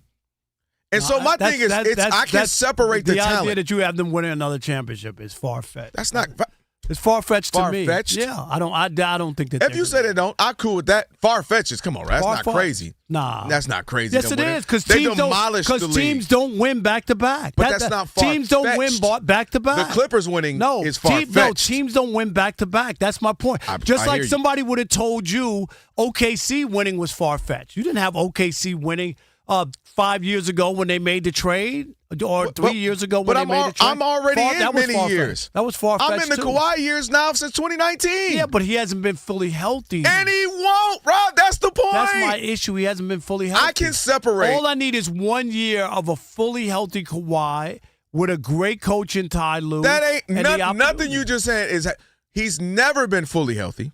That's not even like I would love for that. Yeah, when I mean fully healthy, I mean to play like a full season. James Harden never shows up when you need him. Bradley Beal hadn't done anything really outside of scoring in his career. And then a bunch of other pieces around. Like what that to me is not warranted, especially when you look at the Red. Denver got better. OKC just got all kept all their young guys. You know, you got all these other teams in the East who look like they're going to improve. I just don't see how they're a part of this. Houston Rockets got KD. They look like they're improving. Minnesota's still out there. I mean, I just don't see where they fit into this. And I can't keep going along. It's been long enough. It's okay to move on. You have no plan, man. Yo, you kidding? You selling tickets, sponsorships. What are you talking about? What did the idea that they're going to get? That's exactly why I'm not selling tickets, because you don't know if you're going to see Kawhi. The idea that you're going to get out of the Kawhi business. I hope I see Kawhi today. Roll these dice. Here we go. Oh, crapped out. He's not playing for 2 weeks. That's called the NBA. You don't know who's showing up. And who started it? You don't know who's the picture of it. Yeah, but it's Kawhi Leonard. Was he hurt? Was he hurt? I don't know. Yeah, I do. When I look up load management, I see Kawhi and some cornrows. That's what I see. What is load management? It's me. I'm a fun guy. That is load management. No, it's not. The load management did not start there. Where did it start? It didn't start the with Spurs Kawhi. with him. No, it did not. It was Tim Duncan and those other guys. It wasn't He Kawhi. said, let me get that. No, that's not Let me what. get that. No. It wasn't. Let me become the poster child for load management. It was once he got hurt. All right, 877-99 on Fox, 877-996-6369. Should Steve Ballmer get out of the Kawhi Leonard business? We'll continue this conversation next with you. It is The Odd Couple right here on Fox Sports Radio on a, what is today? Worship Wednesday, I think. This whole week been right a struggle here week with on days. Fox Sports Radio. Elijah, put something up, a banner or something that has the days for us up here. Stick and stay. If Ron Parker might need a load management day in the US of A. Yes.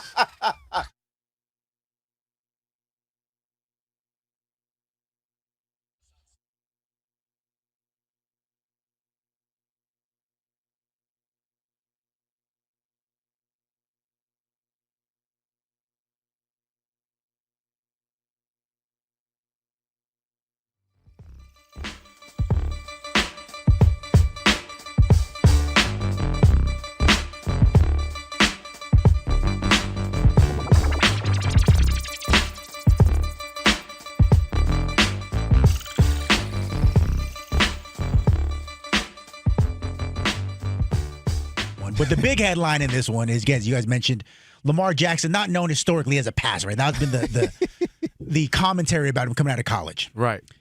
After Sunday, that 4-touchdown, no-pick performance against Cleveland, Lamar Jackson is officially now the NFL's all-time career leader in passer rating, 102.65. He just eclipsed Rob's favorite quarterback, A-Rod. Aaron freaking Rodgers. Right. And we talked about this too. This past year, his quarterback rating, right, was the fourth greatest for a regular season. Yeah. Aaron Rodgers has 2, Peyton Manning has 1, and Lamar has 1. Wow. Think about that. We talked about that. And the guy didn't win the MVP. Right. Somehow that guy didn't win the MVP. How in the world did that guy not win the MVP? Yeah. Absolutely ridiculous. But you know, you've been saying this from day one. I know you have. Yeah. You're not surprised by it. Not at all. And the thing is, that was my whole thing earlier. I remember when I was coming on as a guest on you guys' show when Chris was here, and I was just trying to break down a lot of people talking about his proficiency at throwing the ball, which I was like, or even being able to read defenses. And I was like, dude, he played in a pro-style offense since he was a freshman in college. He played under Coach Petrino. Bobby Petrino is a highly skilled offensive guy that runs, NFL type of stuff. And so I knew he could consume it. I knew he could process, and I knew he could throw from being there and seeing him in camp. And so when that narrative was out there, man, it really got under my skin. And I was going to be out there and on any platform that I could. And try to tell people, and tell it's people, not the case. That's right. not the case. The guy can play. And so to see where he is now and to see how effortless it is for him to go out there and play the quarterback position, Rob. But that's the word, effortless. And I remember, and Rob G, I've been talking about this, framing this for a while. Okay. Was it 2 Christmases ago? Remember they bludgeoned the Niners on a Christmas night. Yes. He threw a ball I'd never forget, like to the side of the end zone, like only in one spot that it could have been thrown in. Yeah. And I just thought to myself, effortless. Effortless. Just like a flick of the wrist. I was like, are you kidding me? And Rob, it really irked me early on. And Rob G knows this. Whenever we talk about Lamar, like it's obviously it's personal because I know him. But even if I didn't know him, and now like watching him and seeing him play the quarterback position, and to think that, even coming into the year, he was like, what, 3rd or 4th? He was 4th on that list. Like, I get it. The other guys are good too, but this guy is on a streak that we've never seen before. No. And the way he's throwing the ball and the way he's reading defenses and the way that offense is operating. Even now, he has more control of it. He's calling checks. Must-see TV. He is. And this is what I was telling people about. This is why I'm not a red zone guy. Yeah.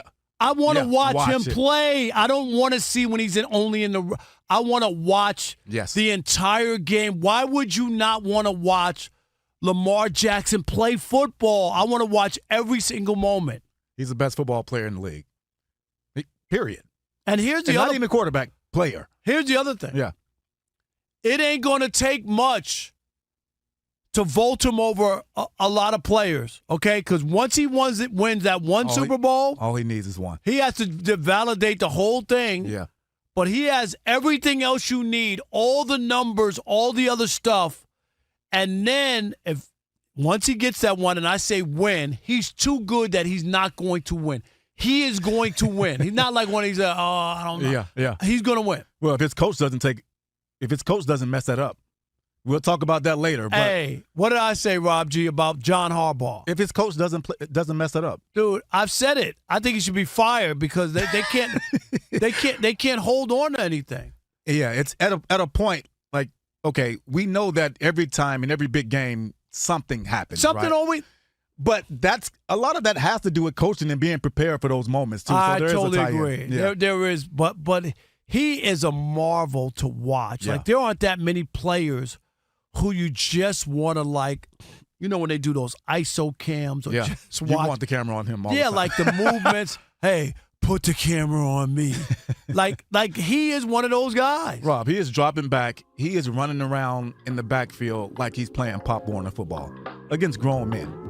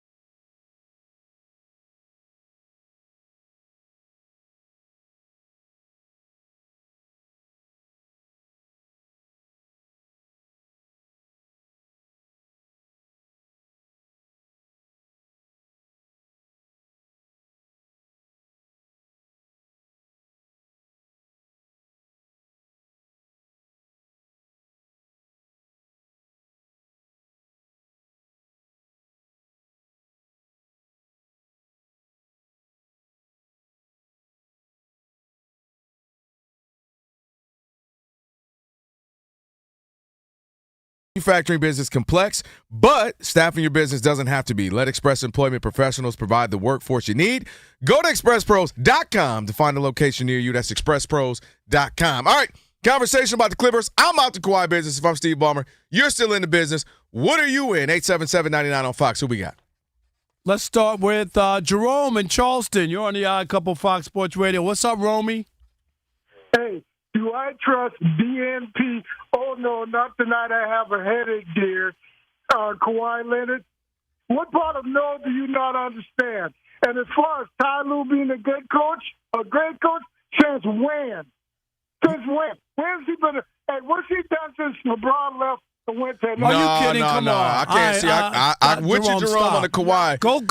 Go look at some of those teams and what he was Ty able to do. Lewis made a lot out of Even when nothing at Kawhi times. got hurt, Yeah. they got to the Western Conference Finals, Jerome, for the first time in Clippers history without Kawhi Leonard. Let me Don't tell me you he who wish can't they, coach. the Lakers wish Stop they it. would have got Ty Jerome, Lue. come on, man. I was with you on Kawhi, Stop but that. not Ty. Bars. All right. Appreciate the call anyway. Who next? Eric in Austin, Texas. You're on the Odd Couple, Fox Sports Radio. What's up, Eric? What up, Rob? What up, Kelvin? How you guys doing? What up, E? Okay, two things. Number one, if that Odd Couple merch is really dropping, I'm there. Number two, What size are you? What Eric, size you know you are can't bring that. Look, he gonna stop the whole show now, Eric. What size are you? Hey, I'm sorry. Let me get to my point now. So I'll tell you about it later. Rob, are you Kawhi Leonard's cousin or something? I've never seen you defend a man so hard, Rob. They should have traded Kawhi Leonard 2 years ago. All right, he's not a leader. He's not even. You can't win with Kawhi Leonard as your number one guy anymore. How can you say that? He's won 2 championships. He said anymore. Healthy, Rob. Did you watch and see what he did in Toronto? It was a masterful job. 2019. Rob, how many years has it been since then, Rob? No, but he hasn't been healthy. When he's healthy this year, they got a chance to win. Rob, you're gonna be my grandkids. Somebody, Kawhi ever healthy? Kawhi Leonard will never play at least 60 games in a season. He won't do it. Oh, absolutely not. This I year, was gonna give you 50. This year, I'm thinking about 80 this year. Rob, let me ask something. If they prove with this investigation, right? If stuff is proven, it comes down the pike. Do you think the Clippers are sniffing anything of relevance anytime soon? This year, yes, I think they got a chance in the Western Conference. If the investigation goes south and it's determined that they were in the wrong, Good luck on that. This year? Good luck on that. I don't know. Oh my God, Rob, it doesn't sound like Eric. I'm just saying. Hey, I figured it out. Hey, Rob G. Tell Uncle Dennis I said hello. No, Rob. Eric, you beat me to it. Have we ever seen Uncle Dennis? Rob, are you Uncle Dennis? I'm not Uncle Dennis. Rob Parker is breaking news. Martin Weiss. He's the cousin in the shadows. Kelvin, he's the cousin in the shadows. Eric, I figured it Thanks out. for the call, I've never Eric. seen Uncle Dennis and Rob Parker at the same building at the same time. You are Uncle Dennis. It makes sense now. Dion in Texas, you're on the Odd Couple, Fox Sports Radio. What's up, Dion? Hey, what's up, guys? Hey, man, Rob, do not compare Kawhi to LeBron ever. LeBron has played in 92% of all of his eligible games. I'm talking about coming to L.A. and winning. Like, hey, there you go. He wasn't going to won one, and Kawhi won none. That's it. That's all. He wasn't going to play. He wasn't going to play, so he couldn't help LeBron win a championship if he's not on the court. They wanted him. They offered him a big contract to come to the Lakers. He turned them down. Stop it. I'm impressed. In fact, if he would have accepted the contract, he could have played for 10 years. He wouldn't have never played enough games to win a championship. Just like if he was on a team, you don't think they would have won a championship with I him, ain't with you on that now. him, AD, and LeBron? Even if he played 30 I just needed him games, to play 8 games in the playoffs. We'll be all right. Come on, Dion, you going to say that again? With those 3 players, they wouldn't have won a championship? Come on. If Kawhi played, I'm not worried about LeBron and AD. They won with LeBron and AD. If the Kawhi was on the team, you telling me they weren't going to win a championship? They win multiple. They would have won more than one. That's what I'm saying. Kawhi never plays. That's why the Clippers hadn't won anything. I'm out the Kawhi Leonard sweepstakes. I'm out. All right. MJ in New Orleans. You're on the Odd Couple, Fox Sports Radio. What's up, MJ? Peace to the half asses brothers on French. What's up, bro? Congrats to the Odd 3.5 show, pod, and new and improved YouTube channel. 2 season stars, man. What's up? Have you seen this on the YouTube channel? Yes, sir. Nice, right? You got to start wearing the same costume. But I'm just messing with you. It went from uniform to clothes to costumes. I'm figuring that. Are you playing a radio person? I'm just figuring if Cam Newton could wear a costume on TV every day, why can't I? Man, that man looked like a wild Willy Wonka out here. I'm just saying, like, wow. All right. Look, let me give a shout out to Rob G, man. I always forget to do that, so let me give it to him. Steve Ballmer, a.k.a. Max Moneybags, has to cop to this charge, a.k.a. fall on the sword. I love watching Kawhi ball as much as he loves watching Jordan, a.k.a. the GOAT, and videos of Martin. I blame Zaza Pachulia. Let's keep the ball rolling. They came too far. Love you guys, man. Enjoy the rest of your show. Man, we appreciate it. Hold on. Did you just roll past the man brought up Zaza Pachulia? Yes. Hold up. Why do you blame Zaza? What are you blaming Zaza Well, I'm for? talking to you the way I want to talk to you. You have a problem, turn off your station. That's right. Remember that, K-Dot. Turn off your station. No, I remember Zaza. I know the player. I remember the first time I heard Mike Tyson talk in an interview. I was like, throw you off? how does that go? How does that match with his, you know what I mean? Tough guy persona. I do think that's what made it also iconic. That's why he had to fight. Yeah, he had to fight. Yeah, in Brownsville. Uh-oh. Man, you talk about regret. Manny just Let me go pick on this little chubby kid that's third to regret. It's people walking around now brain damage from that. All right. Oh, that was a grand slam? Okay. We don't do highlights. Sorry about that. I couldn't see that. Martin Weiss, give us an update. First, he was talking about Zaza Pachulia because you'll remember when the Warriors were playing the Spurs, I want to say it was the Western Conference Finals or semifinals, Zaza ran out on Kawhi, had his foot under him, he landed, and Kawhi's never been the same. He ain't been the same. Well, I know my question is there something, I mean, it's respectfully degenerative. You know what I mean? Like, Sure. I'm not, like, I don't, sometimes you discover something, like, oh, shoot, Brandon Roy. Sure. You know what I mean? You find out, like, oh, this is just going to be an issue for me throughout my career. But that's why I my remember brother Zaza. from New Orleans was talking Zaza had a lot of faith. Zaza. Just like, Pacheep shot. yeah. A friend of mine used to call him. On FS1, the Guardians and the Tigers, Cleveland with a 2-0 lead. Top of the 6th inning, 4-2, the A's over the Red Sox in the bottom of the 5th. The Rays have a 1-0 lead over the Blue Jays in the top of the 4th. The Padres, as you just heard Rob Parker say, 6-2 now over the Mets in the top of the 5th. The Brewers are leading the Angels 5-0 in the top of the 3rd inning, and tied between the Twins and the Yankees 2-2 in the bottom of the 3rd. Also in the bottom of the 3rd, the Royals have a 3-2 lead over the Mariners. Texas and Houston tied scoreless in the bottom of the 1st. In the WNBA playoffs, Rob, WNBA playoffs on right now on ESPN. That's what he's looking at right now. I never missed a WNBA playoff. Phoenix Mercury with a 29-27 You couldn't even tell me. I couldn't even tell you that the playoffs were going on. I know. We know. That's why I just told you. Just to make sure that you were, You heard our bet, Martin? What's that? We got to figure out the game. We're going to bet that if I win, he's got to go to a WNBA game, sit front row. Oh, yeah. Yeah, but I don't have to have my eyes open, do I? We didn't bet that. We didn't bet. I'll even take that. I'll even take that. Well, if you did have your eyes open, you see Brianna Stewart playing tonight for New York. She got hurt. Yeah. She's been dealing with some injuries here, but she is out there tonight. Only 1 for 4 thus far. Again, 32-27 the score. Phoenix in the lead. New York leads that series 1-0. It's best of 3. The Cubs clinched a playoff berth for the first time since 2020 after beating the Pirates today 8-4. The Giants beat the Diamondbacks 5-1. Reds 6-2 over the Cardinals. That means for the final NL wildcard race, the Diamondbacks now 2 back. Giants and Reds 2.5 back behind the Mets, who now trail San Diego, like I said earlier, 6-2 in the 5th. 49ers head coach Kyle Shanahan said quarterback Brock Purdy limited in practice today. He has a chance to play in Week 3 against the Cardinals despite toe and shoulder injuries. Jaden Daniels, Commanders quarterback, missed practice with his sprained knee. Coach Dan Quinn said the earliest we could see Daniels practice is Friday. Christian Gonzalez, New England Patriots cornerback, returned to practice. He is dealing with a preseason hamstring injury and already ruled out for Week 3. Quarterback Justin Fields of the New York Jets, he's got a concussion. The Jets take on Tampa. Back to you guys. I appreciate you, Martin. It's the Odd Couple, Rob and Kelvin. On a Worship Wednesday, achy knees, if you got a stiff back, if your joints aren't cooperating. By the way, I got a nice massage today. I was dealing with some of this stuff. I should have just went ahead and took a leave because one pill, a leave provides up to 12 hours of pain relief so you can keep moving, use as directed. So on those days when you're feeling all beat down, go take in a leave.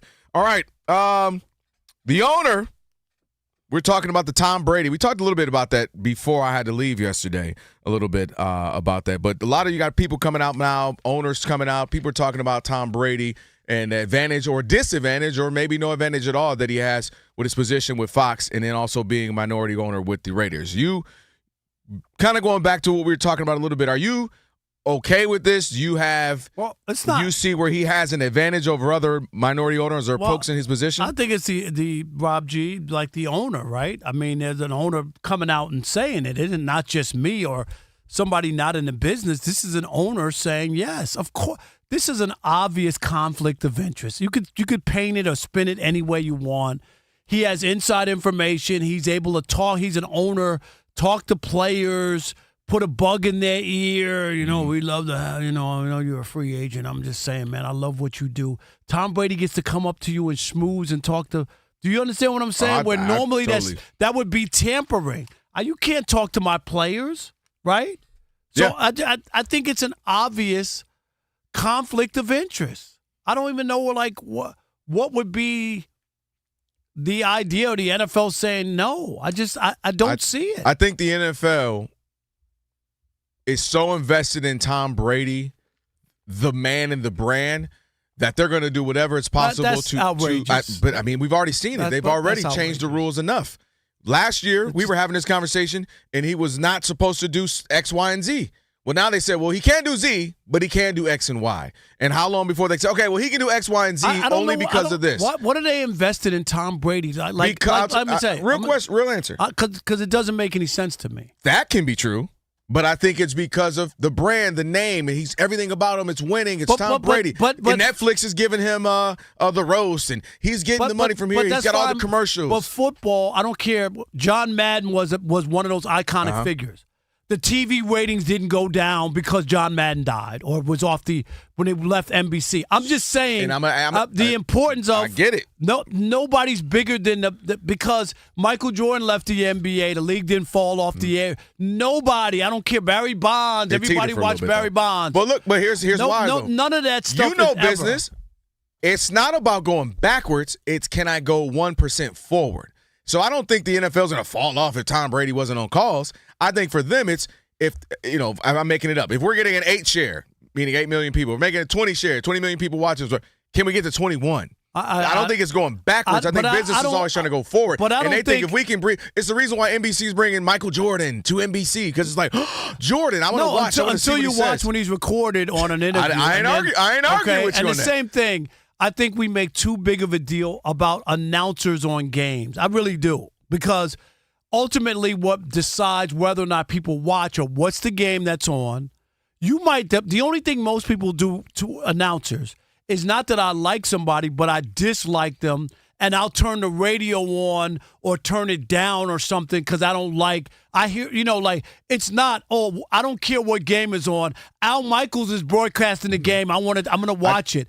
I think it's just the other way that people don't like certain announcers, and that might turn them off to watching something or putting on another venue. I just don't believe that someone's going to watch a bad Jacksonville game because Tom Brady's doing it. Announcers are like offensive linemen.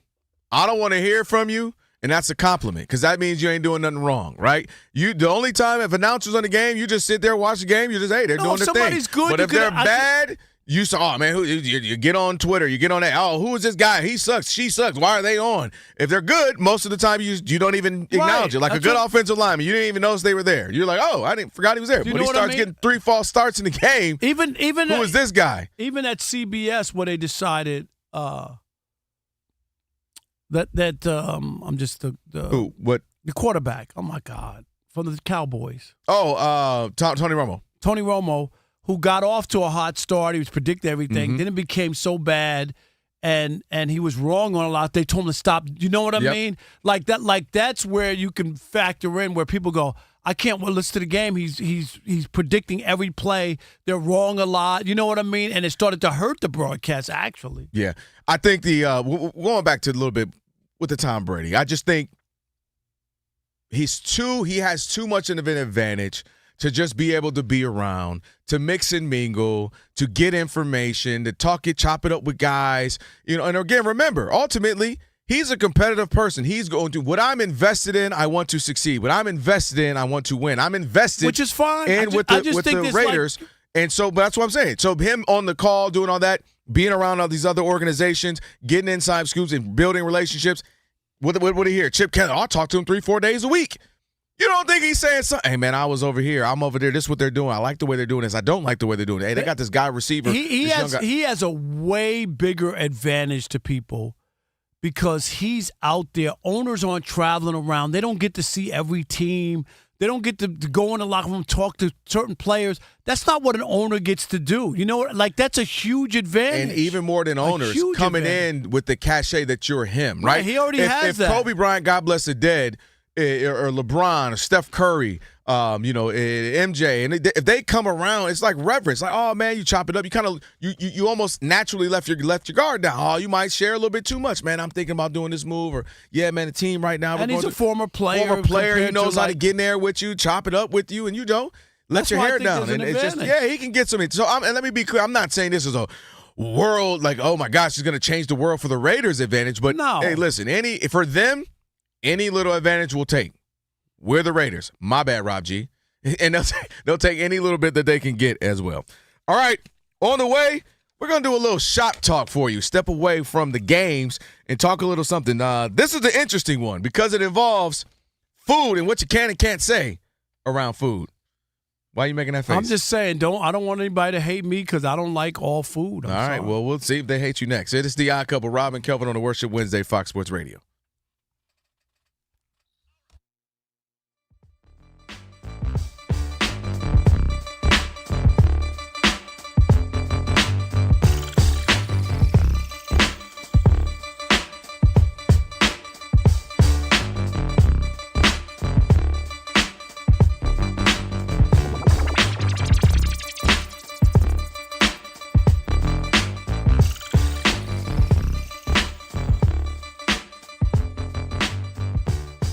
In the last 8 games, C.J. Stroud, who was everybody's favorite quarterback a couple years ago. I mean, people had them going to the Super Bowl his second year. Their offense has scored 20 points or less in 6 of their last 8 games.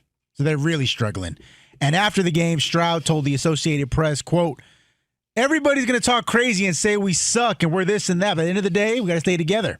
Be honest and have hard conversation. But I think right now, we need more confidence as an offense, just confidently playing better together. I think that is the biggest thing. That was a little breath. I'm just going to say I think CJ is right. He and the Texans, they do suck. It's been bad. And I get it, injury. It's football. Injuries. You got to work through this kind of stuff, okay? But they were the cat's meow after his first year. Oh, my God. Yeah. Like people were had them penciled into the Super Bowl. Yes. After they brought on Stephon Diggs. Right? Did, yes. Oh, yeah. And then they added Diggs, right? Yeah. Oh, my God. How are you going to stop them? Yes. You couldn't stop him his first year. Right. And again, we just talked about it with Jaden Daniels. Yes, they get tape on you. Things change. Yes. We didn't know what to expect. We see it in baseball time. And you know this, Kerry. You follow it. Yep. You come up to the major leagues. First thing they do is they want to make sure, can you hit the fastball? They're going to throw you fastballs and see if you can even hit that first. Yes. Okay, when you start to hit that, then they mix in the breaking stuff and the curveballs. Of course. And then you wind up going back to the minor leagues because you can't hit that consistently. Yes. And the same thing. In the beginning, Jaden Daniels, all these young guys come out on the scene and not sure what they do and they don't have enough tape to figure it all out. Right. Why do you think Bill Belichick and Spygate and trying to figure out signals and what people are doing, it makes a big difference if you know what's coming, okay? But it's been disappointing, C.J. Stroud and the Texans. They're off to an 0-2 start. And here we go. I don't know where this team is going. Yeah. Home, dinner, maybe a show, but it don't look like they're going to the playoffs. Well, listen, Rob, this is the thing. Only thing I'm worried about with C.J. Stroud right now is him falling victim to the David Carr syndrome. And I say this in a way because David Carr came in highly touted. I mean, people thought he could play. He's accurate. He can make completions. Cool. He got sacked so many times that rookie year that he became gun shy. He became a guy that was in the pocket. He didn't trust his reads. He didn't trust his feet. He couldn't make the throws down the field anymore. With C.J. Stroud, he's becoming that guy on tape right now. He's so worried about the pass rush and his offensive line being terrible because they are right now. They can't block anybody. That he is not stepping in his throws, having the right mechanics. And so for me, just looking at C.J. Stroud, is he still that good quarterback or has that capability? Yes. But if he doesn't correct it right now or they get him an O-line that can actually protect him, he's heading down that path. And so the Texans, they got a good coach, and DeMeco Ryans my high school teammate, so I know he'll have those guys ready to play. But right now, I'm just worried about C.J. Stroud and him falling victim to the David Carr syndrome. Well, let me give you some of these numbers, and they're not pretty. Stroud's numbers are down across the board since his Pro Bowl rookie season in 2023. You ready? Yeah. Passing yards per game have gone from 273 to 219 to 197. His passer rating has dropped from 100 to 87 to 85.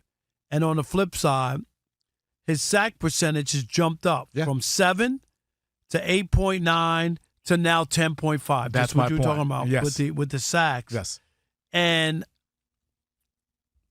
I know that they had last year injuries and they were missing people. Yes. But you come here, here's a game. You needed to win that game yesterday, right? Came out strong. Right? You're Yep. at home. Yep. You want to be 1-1. You don't want to be in a hole. I think, is this Rob G 5 years in a row that they're 0-2? No. No? No. I saw something about them getting off to bad starts. That's Cincinnati usually. Cincinnati's 0-2. No, they started 2-0 last year. Yeah, of course. 2-0. That's what I'm saying. Okay. Okay. They started out last year 5-1. Yeah. Everybody's feeling real great. Was They that the finished- one that they lost finished to? 10-7. Wow.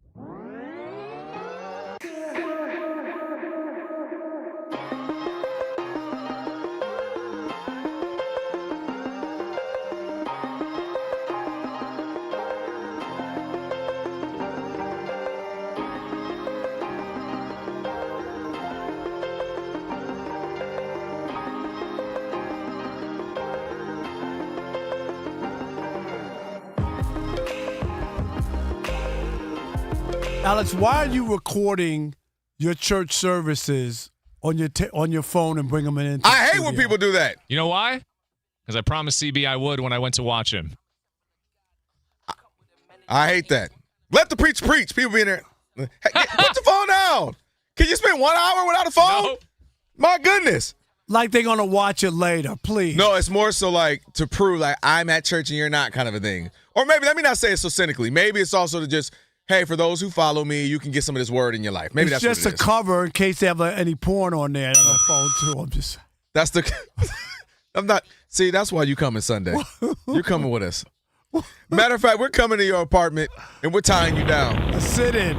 We're gonna do a sit-in. Hey, my apartment is like a sauna. You know, it's like hot in there. But that's the thing. I keep telling you, he's okay with that. Come on in, get cleansed. Hey, it is the Odd Couple, Rob and Kelvin on a Worship Wednesday. And if you ever missed any of today's show, all you want to do is you can catch the podcast. All you got to do, search the Odd Couple wherever you get your podcast. And right after the show, today's pod is going to be posted. Rob G and they're working hard on it right now. Be sure to follow the podcast, rate it 5 stars, and you can even provide a review. Again, just search the Odd Couple wherever you get your podcast, and you're going to find today's full show and best of version posted right at the end of the show. Right now, it is time for Shop Talk. Ain't nobody exempt in the barbershop. You know that. Ain't nobody exempt. You can talk about whoever and whatever, whenever you want to in the barbershop. Now, it's Shop Talk. That's right. It is Shop Talk here on The Odd Couple. It's when we talk about something that happened outside of the world of sports. And this week we're cheating because this one does involve sports. Ish. You know, I don't know if sports-ish. you heard about this one, guys, but American tennis star Taylor Townsend had to issue an apology because a couple of days ago she posted videos of local dishes in China, including bullfrogs and turtles, on her social media. And she joked that she would need to, quote, talk to HR about the quality of the food. She got a lot of backlash about it, and she said, hey, I got to go on Instagram and apologize for it, saying, quote, I just want to come on here and apologize sincerely from the bottom of my heart. It's one of those things I love so much about what I do. I have nothing but the most amazing experiences and time here in the tournament. I just threw up in my mouth. Everyone has been so kind and so gracious. Things I said were not representative of that at all. I just truly want to apologize. No excuse. There are no words. What? And for me, There are no words. I will be better. I will be better. Should she have to apologize for not being a fan of local Chinese food? No! And it was like frog legs and some other stuff. So what? I don't like the Chinese restaurant with the red box. Should I have to apologize? Well, you only don't like count the my price. shrimp. That's why you don't like him. It ain't the food. No. So should I apologize because I'm mad they only gave me 5 shrimp in my box? No. Hell no. No. And no, this is ridiculous. Look.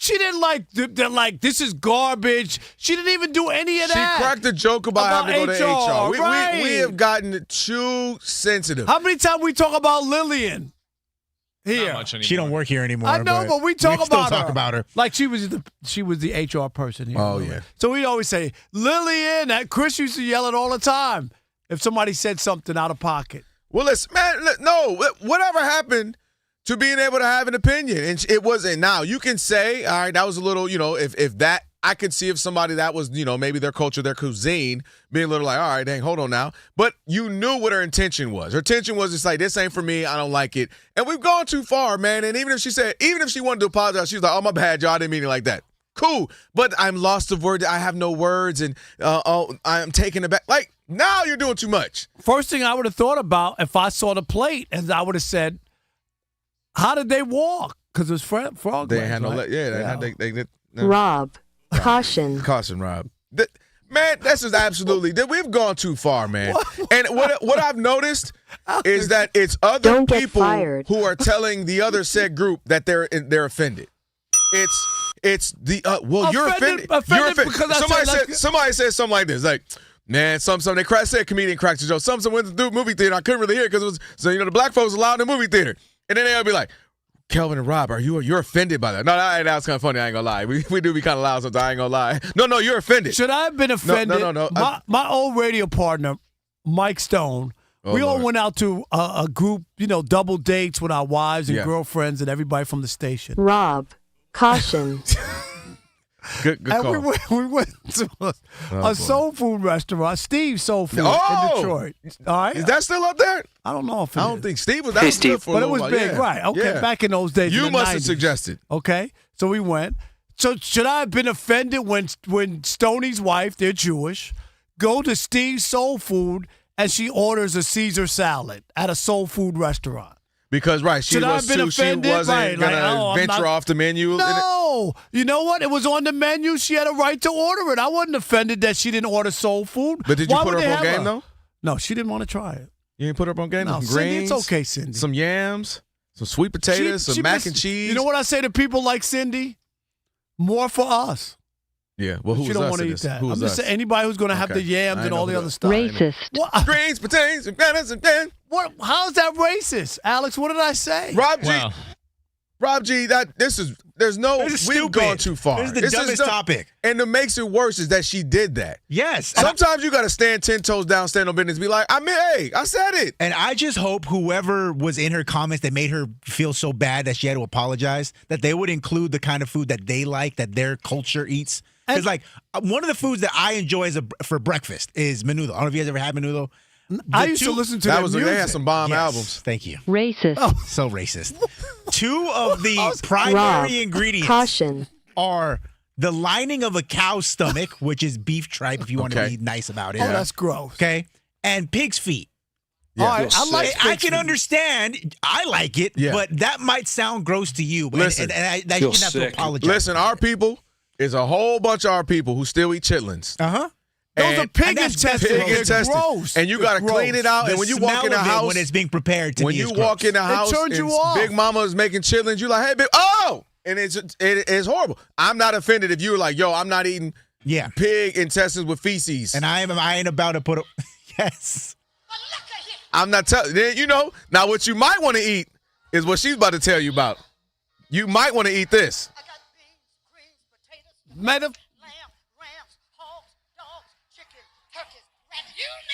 You name it. You might want to eat that. See? Greens, beans, tomatoes. You got the fast version. Suede the remix. Look at the Suede the remix version. Greens, the beans, tomatoes. That all sounds good. Mark, quickly, you're from New Orleans. Yeah, I know they be making up some interesting stuff cuisine down there, boy. Should she have apologized for this? No, and this is symptomatic of a bigger disease. Yep. I call it press release-itis. It's just ridiculous. You don't have to release a press release. Right. You don't have to no one cares. But this was her star. This was her star moment, and her team was like, we can't ruin this. You're hot right now. About And what, that's though? But she didn't do anything. that she Everybody's didn't like. paranoid. You're going to offend somebody. She should have just told him, this is what I like. You don't want to get Colbert. This is what she should have said. Y'all know what I like? That's my favorite. This is what's on my plate.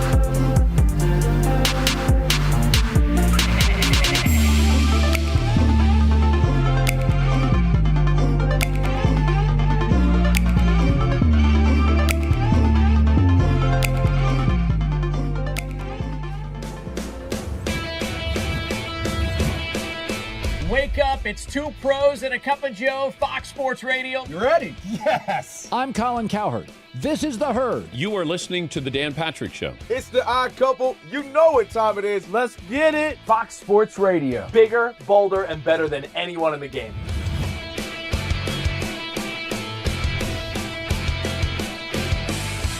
Fox Sports Radio is the #1 sports audio network. Diverse, fun, entertaining, and driven by the big sports topics of the day. They had to bolster the offensive line, which they did. You finally said something right. Congratulations. That game was incredible. You are wrong. You could take that trash somewhere else. Wham! We have a very special connection with our audience, our listeners. People feel that friendship. And I appreciate y'all so. I love it. It's all for you. Thank you. I'm your favorite fan. Thank I you. love you. You're very talented. You're the best. Thanks for taking my call. Sure. Great show. Thank you, Jim. You sound like Joe Pesci. How am I funny to you? I can't help but notice that the W-2s for the quarterback look a lot higher. That's because we're worth it. You gotta be kidding. He never was an elite quarterback. This team is unstoppable. He made the right call. You know that's right. LeBron James is a legend. No, he's not. He complains all the time. You say Brady's the greatest quarterback of all time, but Eli Manning beat him twice. Wrong. Wrong. For 25 years, Fox Sports Radio has dominated the sports audio landscape with the biggest talent and the best programming available. We talk sports and we have fun doing it. We talk about life. Sports radio is where you go after the games are over, and then the discussion begins. If the Chiefs win, Sorry, Patrick Mahomes here. What do you mean by if the Chiefs win? It is live. It is unscripted. No other medium can touch that. And that's what makes it special. Yes.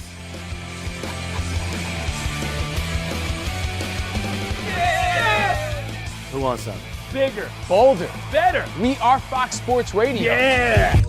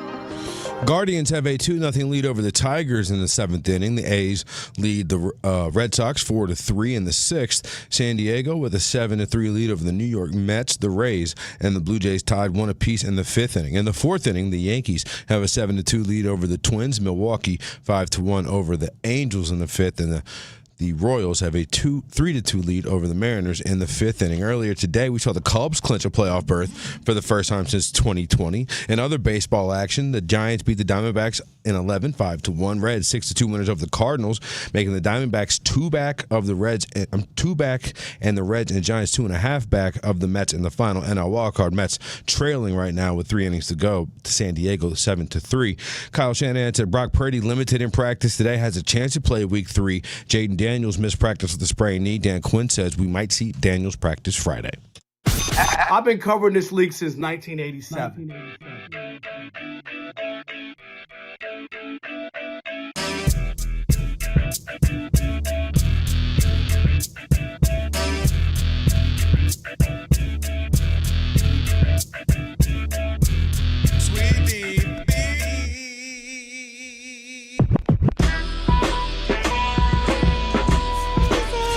Can this sports writer and this sports fan share a radio show without driving each other crazy? Now, live from the Fox Sports Radio studios, here's Fox Sports Radio's Odd Couple, Rob Parker and Kelvin Washington.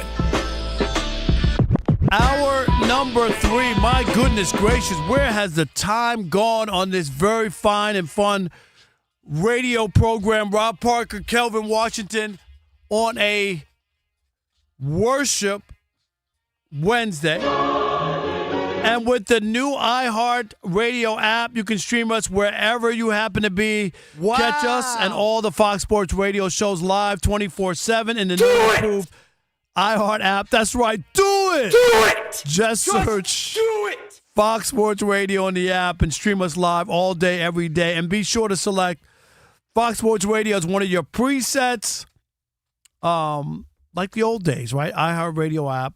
And so it'll always pop up at the top of the screen. And don't forget, also, business fluctuations make running your manufacturing business complex. Hold up.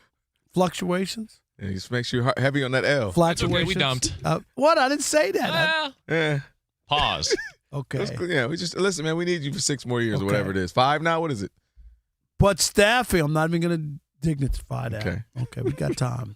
But staffing your business doesn't have to be that tough. Let Express Employment Professionals provide the workforce you need.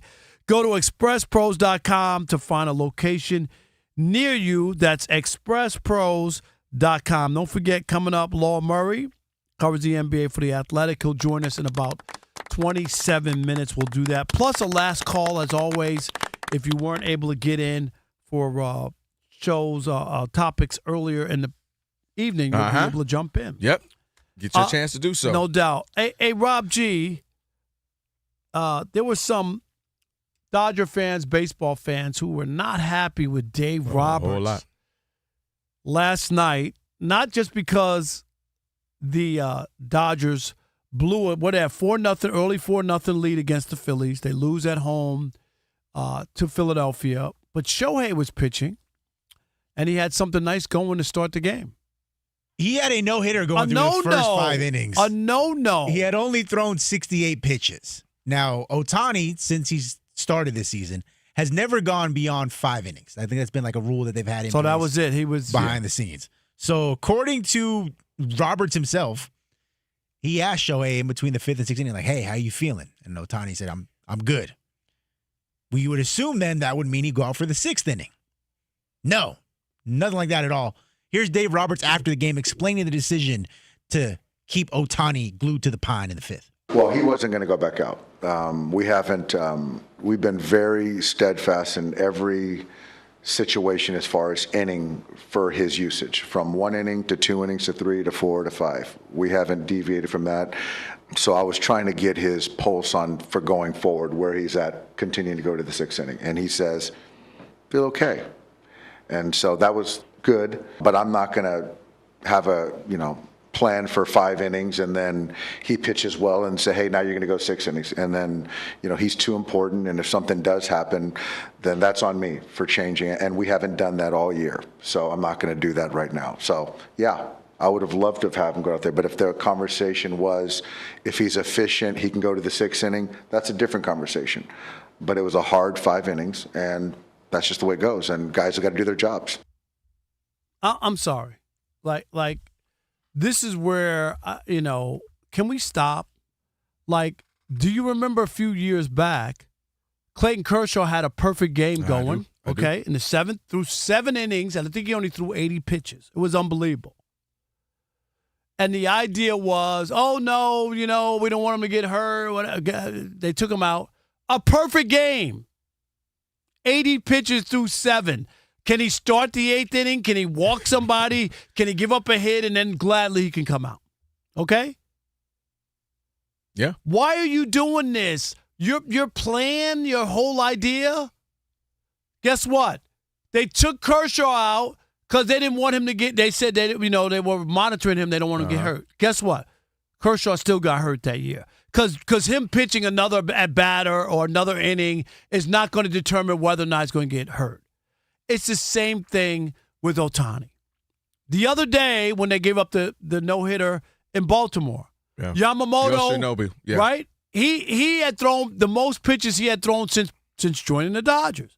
Why did they let – dude, he had a no-hitter. Let him finish it. Okay, he gave up the home run. He blew it, whatever, and the Dodgers wind up actually losing that game. But my point is they did go against what they were doing because he had pitched the most pitches he had ever done, right? Because you allow him to do something that's special. Even if you let Shohei come out in the 6th inning and he gives up a hit or he walks somebody, then I have no problem with you coming out saying, okay, he's done. You know what I mean? Yep. He could be doing something magical. I've been covering baseball for 39 years. I think I've seen 2 no-hitter, 1 perfect game. Like, that's it. In 39 years, it doesn't happen very often. It's still a magical, special thing. Is this the NBA now? Everything is about, we can't wait to get hurt. We got to be ready for the playoffs. Dude, stop it. If he's going to get hurt, he's going to get hurt. It's not going to be whether or not he pitched another inning or 2 or gave up a hit because he pitched into the 7th inning. This guy's a starting pitcher in the big leagues. They've been babying. He didn't pitch at all last year. He didn't start the year pitching. They've been babying him for almost a year and a half. Come on now. Okay, enough is enough. Why can't he pitch more? And we keep cheating the baseball fans. Stop taking our special moments from us. That's what they don't get. I just told you. I go to a ballpark a million times, 39 years of covering. And I saw 1 perfect game. David Wells against the Minnesota Twins on a Sunday at Yankee Stadium. I'll never forget it. Yeah, I remember that game. You remember that? It was awesome. And that's all I'm saying is why are we getting cheated as fans if someone's doing something unique or special? That's it. So I'm going to answer that question on the back end. I'm going to start with this. I'm going to start specifically with the Dodgers. The Dodgers are a victim of their own success. That is the issue that they're dealing with. They've been so successful over the last 10 years as far as winning the division, getting in the postseason, getting into 4 World Series in the last, 8 years or so, and winning 2 in the most recent. So I think the challenge with them is they're a victim of their own success where now they're at that place where if it ain't a World Series, it don't even matter. You get, oh, wow, you made it to a walk-up. Don't even matter. You made it to the divisional series. Don't even. Championship series. Did we win the World Series? So they're now at that place where they're just a victim of their own success, so which makes you start to do things based on that, based on getting you back to the World Series. So now let me go back to your question or your statement of robbing fans. This is what happens when you have analytics in the games. Analytics is a machine. It is a AI. It is a Chat GPT, CPT, Compton. I don't know. It's something. And what it is it has. What does what time I get to the station have to do with anything? I just don't understand you. Not right now. You can't say stuff like that right now. Oh, okay. I'm sorry. You can't say that like that right now. We on some sensitive times. Right, Rob G? Yeah. We could say CP time. I can't say M time, no, right? No, you can't Will say I get in trouble if I say that? No, because you're talking about mountain time? Yeah, that's what I meant. Yeah, mountain time. I got your back. Look, give me some. Give me some dap. I got your back. Mountain time. Alex, now, Alex is just shaking it. Alex, are you all right over there? He's over there McNervous for you. Now, I bring up the analytics to say that's just where we are now, Rob, where everything – look, this is what happens. They put the sheet already out. Here's every scenario. Here's what you're going to do, Skipper. Fill in the blank. Dave, Roberts, anybody. Here's what we're going to do. This is the game plan. Don't deviate. Don't do this. Gone are the days when you've been covering this when I had a hunch. My gut told me this. I had an inkling. Something told me. I felt it. My intuition said, nope, here's the sheet. Here's what we're going to do. Stick by this because analytics say if X, Y, and Z, this will happen. Analytics say X, Y, Z. And it's robbed us of those moments where you say, you know what? Hey, Skipper. And you say, nah, let him go. Let him go. Let's enjoy these moments because that's what sports is about. The time you saw a guy get 4 home runs in a game. The guy you saw, so-and-so Brett Favre throw 5 touchdowns in the first half when his father passed. The time you saw Michael Jordan with the flu game, they go, he looked too sick. Pull him out. Exactly. Don't play him. Michael Jordan, come sit down. You get these magical moments. Hey, Isaiah Thomas, your ankle is broken and you're playing against the Lakers. You put up 25 in the third quarter. Sit him down. We get robbed of these moments because of daggone machines and a bunch of nerds that happen to leave the business sector and the IT sector and jump into sports. Dang you nerds. Robbing us of amazing moments. I agree. Was this Revenge of the Nerds like the movie in the 80s? It just doesn't make any sense to me. With all that, we talked about it earlier.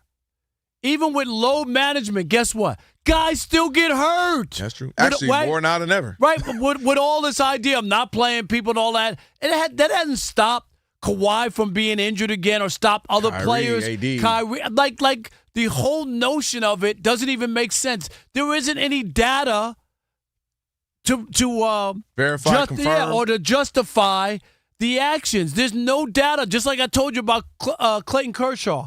Oh, yeah, well, 7th inning, we don't want him to get hurt. We want him to have the whole year. He still got hurt that year, even though you took him out after the 7th inning with a perfect game and 80 pitches. Like, he wasn't over like you're overdoing it. He threw 120. 80 is a lot nowadays. 80, but 80 is ho-ho but nowadays. Easy 80. I mean, he was mowing him down. A perfect game? No, let me walk the first guy in the 7th and the 8th. And then you could take me out. Let me give up a hit in the 70s, 80s, 90s pitchers. You had to fight for that ball. And get that the ball manager wouldn't even come out. I he dare you to gave come you a out look here. like, hey man, don't play come out with here me right now. And nowadays, again, it's just a system. It's systematic. We already know what we're gonna do. Once you get here, you're not going over 60 pitches because technically, and this is your 5th week of the and our plan is this and our plan is that. And the only thing I will say specifically for the Shohei conversation, one thing I do agree with is that when it comes to him. If he were to get hurt, you don't just lose a pitcher for a week, 2 weeks, a month. You lose a potential DH, a pitcher, and a potential outfielder because they've talked about how the rules, and if he pitches, well, he can't come out the game, so you have to put him on the defensive end. So you lose a potential that with him. So I'm only using him different than any other guy because he's multi-layered. I get, but you could be hurt under any sort. He got hurt last year in the World Series. He did? Like, you could get hurt. This whole notion that you're going to prevent someone from getting hurt because he didn't pitch the 7th inning, or and then he goes running hard at first and he twists his ankle. That's all I'm saying. Like it happens. Like you can't. There is no magic formula to say if you don't pitch him in the 6th inning of a no hitter or a 7th inning, he'll be healthy the rest of the year. If you could give me that, that's different. But that's not what happens. And that's where I'm agreeing with you. The problem is the nerds are doing the mathematical equations, and they say if he has X amount of pitches per inning of the 9 starts of the 10th, and they do all the math, and then they come up with a formula. And it's formulaic. And you know what comes with formulaic? Boring. And you know what baseball became a handful of years ago? Boring. Because it was strikeout or home run. That's all it was. Nobody was trying to do advanced runners. Nobody was stealing bases. No guys were just, you know who I sit next to when I do Dodger games, and sitting next to Nomar and Adrian Gonzalez and Jerry Harrison Jr. Hearing these guys talk about just put ball, but barrel on ball, and just hit and get in there. You never know what happened. Quit swinging for the fences every time. And it got boring. Thankfully, it's changed and the brand of baseball has gotten a little bit better.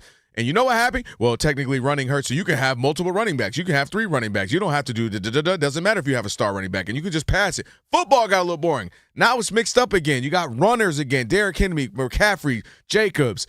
Barkley, you're getting runners again, and Taylor. And so to me, we just got formulaic. Just pass it because technically a pass is better than a run. Stop putting too much. Remember, there's an entertainment value in sports, and I think we've forgotten that.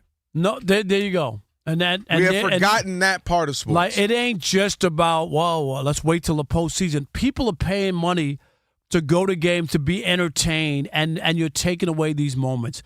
All right, 877-99 on Fox, 877-996-6369. Did Dave Roberts do the right thing by pulling Ohtani in the middle of a no-hitter? Or did he rob baseball fans of potentially a historic moment? We'll continue this conversation next with you. It is The Odd Couple on a Worship Wednesday here on Fox Sports Radio. Rob Parker, Kelvin Washington. Stick and stay. If you think Dave Roberts should be fired in the US of A. Oh, very nice.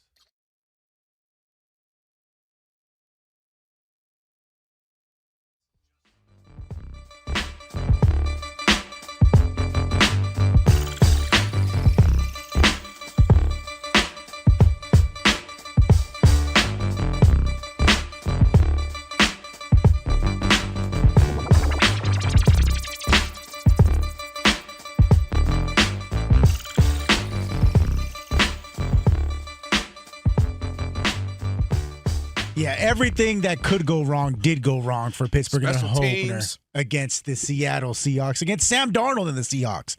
First off, you have Caleb Johnson, rookie running back, I guess doesn't know the new kickoff rules because he lets a ball go past him into the end zone, which by the new rules, of course, if it lands between the goal line and the 20, that ball is live no matter what happens. And it went into the end zone. He didn't even attempt to try to recover it. Seattle rushes down there to get it. They don't recover it either, but since it goes out of the back of the end zone, it becomes a touchdown. So 7 points there.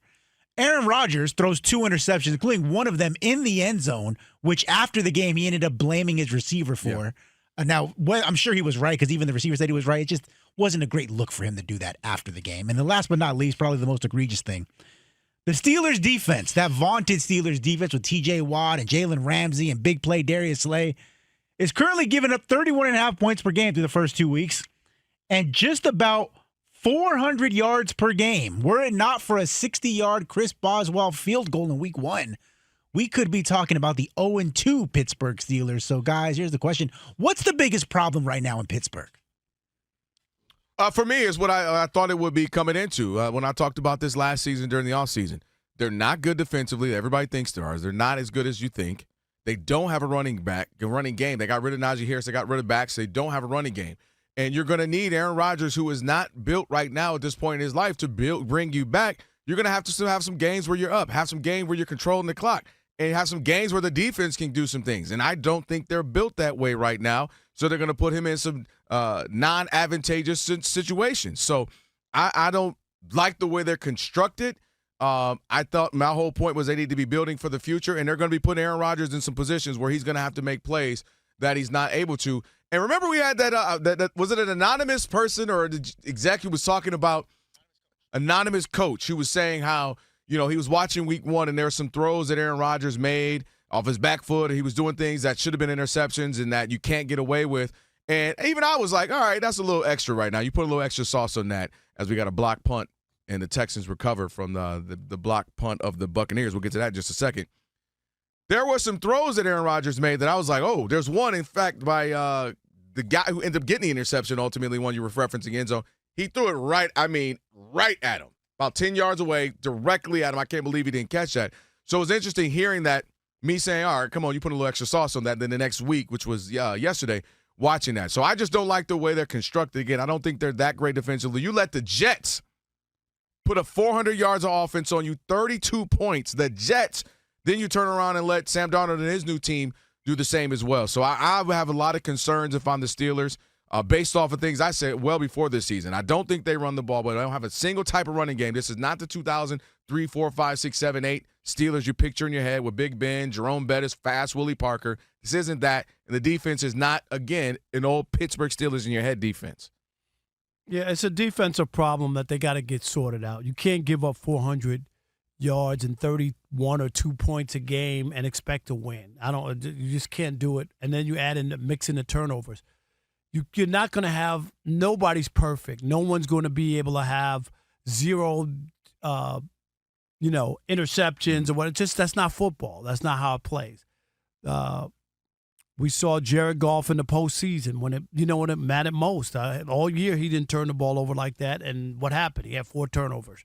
Turnovers are a part of the game, but you also have to be able to stop the other team and make the offense not predictable, and that's what they've been so far. But there is no you're not playing for the future. You haven't won a playoff game in almost 10 years. That whole idea of building for the future it's just not where. Why the do you NFL say? I'm really asking you. Why do you say that? Because I don't think that's where you are. When you're saying you specifically the Steelers, or you a team? Any team. See, that's where I don't agree. I don't agree. Any team. I don't think that's not the way you go in thinking that. Oh yeah, we'll build for the next 5. You're the Minnesota Vikings. You got a young quarter. You're thinking, no, I got one of the best receivers in the game. I got guys who can run the ball. I got a good defense. No, I'm going to add him in. Hopefully he doesn't turn the ball over too much. And I'm glad you used him. That's the exact team I was going to say.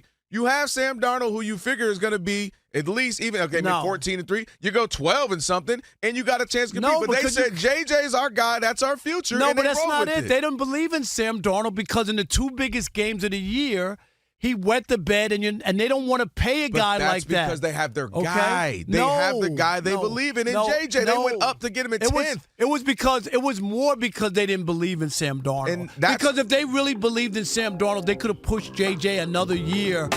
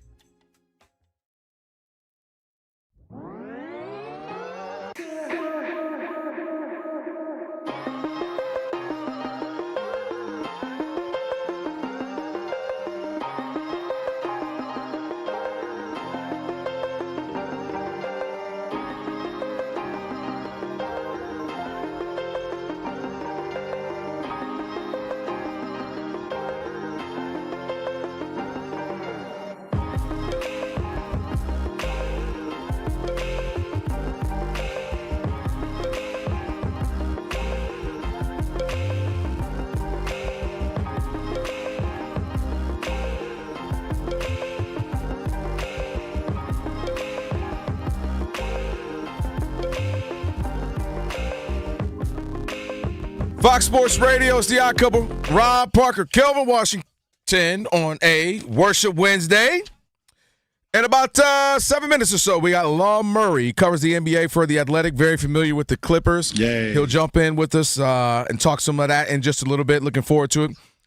Before, we got to check out our brand new YouTube channel. If you're on there, thank you for watching. We appreciate you. If you're not, go do it. You can watch us live on YouTube. All you got to do is search The Odd Couple FSR. That's right. If you're in YouTube, just do that. If not, you can put it in. Subscribe. What were you saying? When I get to second base on a double. That's how you do. Oh, you look like a Dodger now? Yeah. Yeah, put a little more shimmy in it, though. Use your hips. The YMCA. Put your hips in it. Give me a little more hip action. There you go. I just hurt my hip. Let me get you in the leave. I need him to leave. Look at you. Is stiff back, achy joints? That's how you look right there.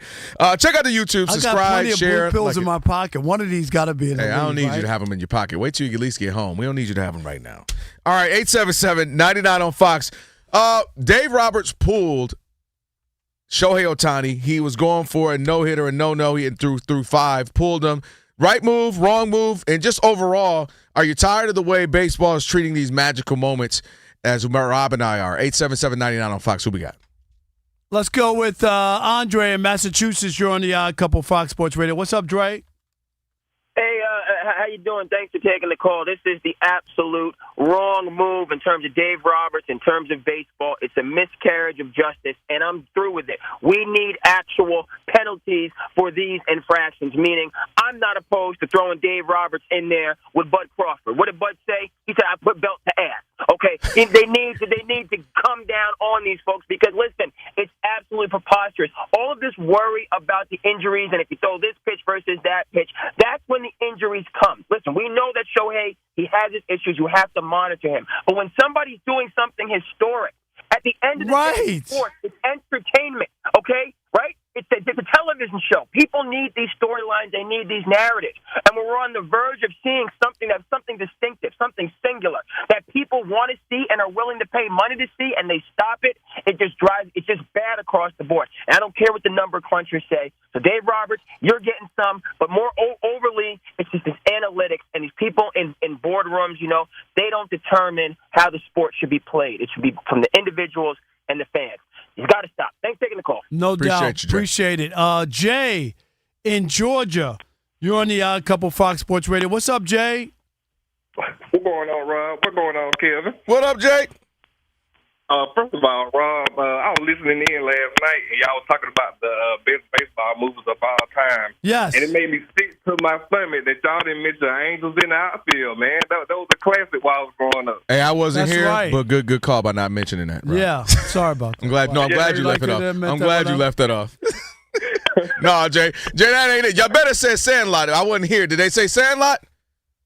Yeah, I think somebody did. All right, because if y'all didn't say Sandlot, I was going to, rewind. I was going to get in the DeLorean and go back in time and slap somebody. Nah, but about this Shohei thing, man, I'm so tired of these analytic nerds ruining our sport, man, the sport that I love. Can you imagine paying $300-$400, think you about to see something memorial, think you about to see something special, and then, they pull them, they yank them? Like, that's crazy. Oh, yeah. Yeah. It really... Hey, Rob, I'm a huge Braves fan. We had Greg Maddux, Tom Glavine, John Smoltz all at the same time, and now these guys win complete games all the time. They never got hurt, and they're all-time great. Stop pulling these guys that play. Plus, Shohei making $700 million. Like you better try to get every cent that you can out of them. Stop babying him. And the thing is, it's not if he's going to get hurt. Thanks for the call, Jay. He's going to get hurt. Like I'm serious. Like. If there's something wrong with his arm, then he shouldn't be pitching. If you can't pitch him, my goodness, he got through 5 innings. I just don't understand. And that's allow for magical things to happen. That's the reason why when you were a 6-year-old boy, you loved baseball. When you were a 6, 7, 8-year-old kid, you loved basketball because you saw something you thought you'd never see. I legitimately thought Barry Sanders was not from Earth when I was a kid because I saw stuff you never thought you'd see, and I was like, wow, this dude is – and that's what makes it magical. Like the Lions winning the Super Bowl, right? No, I didn't see that. That's what I'm saying. You right. did not see that. I did not see that. I don't know what I would do. Kevin. I literally don't know what I would do. I know. That day is going to come one day. Hopefully I'll be off the radio and I won't be retired. Do you want to be alive or do you want to be gone? I don't know if I want to be alive for that. I don't know, to be honest. You know the hate is real when you said I'd rather be not alive. Because there lies this man, there it is. Robert Lee Parker, in this casket. Oh, the Lions just won the Super Bowl. You'd rather be in the casket. It's hilarious. Kevin, I should say, Culver City. The idea of it got you shook. It did. You're on the Odd Couple Fox Sports Radio because I didn't think about it. Hey, I would give my left pinky and toe and left pinky finger for that to happen, just for you to be alive. Kevin, what's up, buddy? Oh, man. God is good. All the time. Yes. I got 2 words for you. Load management. Dave Roberts tipped his hand before the game. He said, we're going to see what happens after 5 innings, and he took him out. Why did he do this? Because Shohei Ohtani is going to be the Dodgers' high-leverage reliever in the playoffs, and with injuries to Blake Snell and Tyler Glasnow, with arm discomfort, he's just scared. He's shook at this point. And I understand your side of it. I wanted to see the no-hitter. He let Yamamoto pitch 100 pitches to go for no-hitter. Yes! And I think at this point, he just doesn't want to mess with Ohtani because Ohtani's the key of the Dodgers winning the World Series. If they don't have Ohtani in high leverage to pitch innings 7, 8, and 9, Kevin, shaky ball, I hear you, Kevin. Closer, he's not going to pitch him. Can I say this to you, Kevin? Yep, you got it. Him not pitching right after 68 pitches in the 5 through 5 innings, which is super efficient, doesn't mean the next time he goes out there, he can't feel the twinge in the first inning or second inning. Do you understand what I'm saying? Like, you cannot prevent that because he didn't pitch the sixth inning yesterday. Like that. I agree with you. I agree with you. But I think the Dodgers all season have been load management. They've been pulling guys in and out the rotation and lineup, and it's cost them the season with a lot of games they've lost. Yeah, and that's a great part. I'm glad you mentioned that, Kevin. Season with their players. I'm glad you mentioned that, Kevin. That some of these decisions have hurt them and lost them in games because the bullpen, specifically closers, have been so awful. And it's cost them some games. But, yeah, man, you got just let us see some great stuff, man. That's what makes sports amazing. We want to see those. You said about the Lions winning or whatever. Yeah. It's funny because there was a DJ in New York on WBLS. His name was Frankie Crocker, and he used to sign off on the radio every night. He's long gone, but he was tremendous, like a big-time DJ. Uh-huh. And his old saying was, may you live, like to close every show, may you live to be 100 and me 100 minus a day, so I don't know that good friends like you had passed away. And I just thought about, you know what I mean, like the Lions thing. That was good. So you can have your Lions Super Bowl. And you just went a day before? Yeah, a day before. So I don't have to have everybody Hey, in the best Detroit part, saying, Rob G. You know what? Rob G, it doesn't matter what. It could be like, I'll be 95, and you know what people would say? I told you, Rob. You couldn't go nowhere. I told you that the Lions were going to win a Super Bowl. The best part of this would be, let's say Rob was, it was looking like the end, but he was still coherent, and he was sitting in the bed, and he beep, beep, and the Lions won the Super Bowl, and I get to come in your hotel, your hospital room, and be like, Rob, whisper in your ear, hi, yes, you may see him. Thank you, nurse. The Lions just won the Super Bowl. Beep. Let me tell you something. If they were leading with 2 minutes to go, that would be. I would kick out the plug on my. I would kick out the plug myself. So that man would be his own Dr. Kevorkian. I'm gonna kick out the plug, Alex. Right? Wait a minute. 2-minute warning. The Lions are up by 11. Oh my God! I'm gonna kick the plug out so I won't have to see the final. Hey, guys, Elijah, chop that up. I need that. Oh, shoot. That man going to be like, wait, the Lions? It looks like the Lions are going to how you going to pull out your own life? All right, I'm crying right now. Martin, what's trending? Oh, shoot. What if at the funeral they throw like a Eddie Murphy Beverly Hills Cop Detroit Lions jacket in the ground as they're throwing the dirt on? I feel like you come back out. They better not throw that jacket in my car. He pop out like the Undertaker. Like, hold on. Wait a minute. You would hear the Undertaker song coming on. Oh, I'm crying, yo. Let's go around Major League Baseball. The Mets trying to come back into this with the Padres lead 6-4 in the seventh inning. The Mets have hold of the final NL wildcard spot right now. The Giants beat the Diamondbacks earlier today 5-1. Reds were 6-2 winners over the Cardinals, making the Diamondbacks 2 games back and the Reds and Giants 2.5 games back of the aforementioned Mets. Toronto and Tampa Bay tied 1 apiece in the 7th. A's and the Red Sox tied 4 apiece in the 8th. The Guardians have a 2-0 lead over the Tigers in the 9th inning. Yankees and Minnesota, the Twins climbing back into this one, 7-5. The score now in the 6th inning. Milwaukee with a 6-2 lead over the Angels, and the Royals lead the Mariners 3-2 in the 6th inning. In the WNBA playoffs, Phoenix leads New York 69-47 as the third quarter winds down in a best-of-3 series. New York leads the series. Phoenix obviously leading the game. Breonna Stewart is out there after she was expected. It was questioned whether she was going to be able to play or not. The Cubs get to playoff berths at the first time since 2020 after beating the Pirates. 49ers head coach Kyle Shanahan said Brock Purdy limited in practice today, may play week 3 against Arizona despite toe and shoulder injuries. Commanders quarterback Jaden Daniels missed practice with a sprained knee. Dan Quinn said the earliest Daniels could practice is Friday. Justin Fields, Jets quarterback, ruled out of week 3 due to a concussion. They play the Bucs. Khalil Mack has left elbow injury from Monday night, is being placed on IR, but they do expect him to return at some point this season. Christian Gonzalez practiced today. He's trying to come back from a preseason hamstring injury. The New England Patriots cornerback and New England Patriots wide receiver Stephon Diggs and his girlfriend Cardi B expecting their first child. So yeah, Kelsey and T Swift and Cardi B and Stephon Diggs. Well, I think football, it might pop be culture blending together. Yeah, there you go. Back to you. Cardi got a lot going on right now. Congrats to her though. She enjoys being a mother for sure. It is the Odd Couple, Rob Parker, Kelvin Washington on a Worship Wednesday. Shout out to Martin. Thank you, brother. Have a wonderful rest of your night. Achy knees, stiff back, joints not cooperating. Some days your bodies are just like, nah, this ain't it. Thankfully, on those days, there is Aleve with just one pill. I was waiting for the sound. Aleve provides up to 12 hours of pain relief so you can keep moving.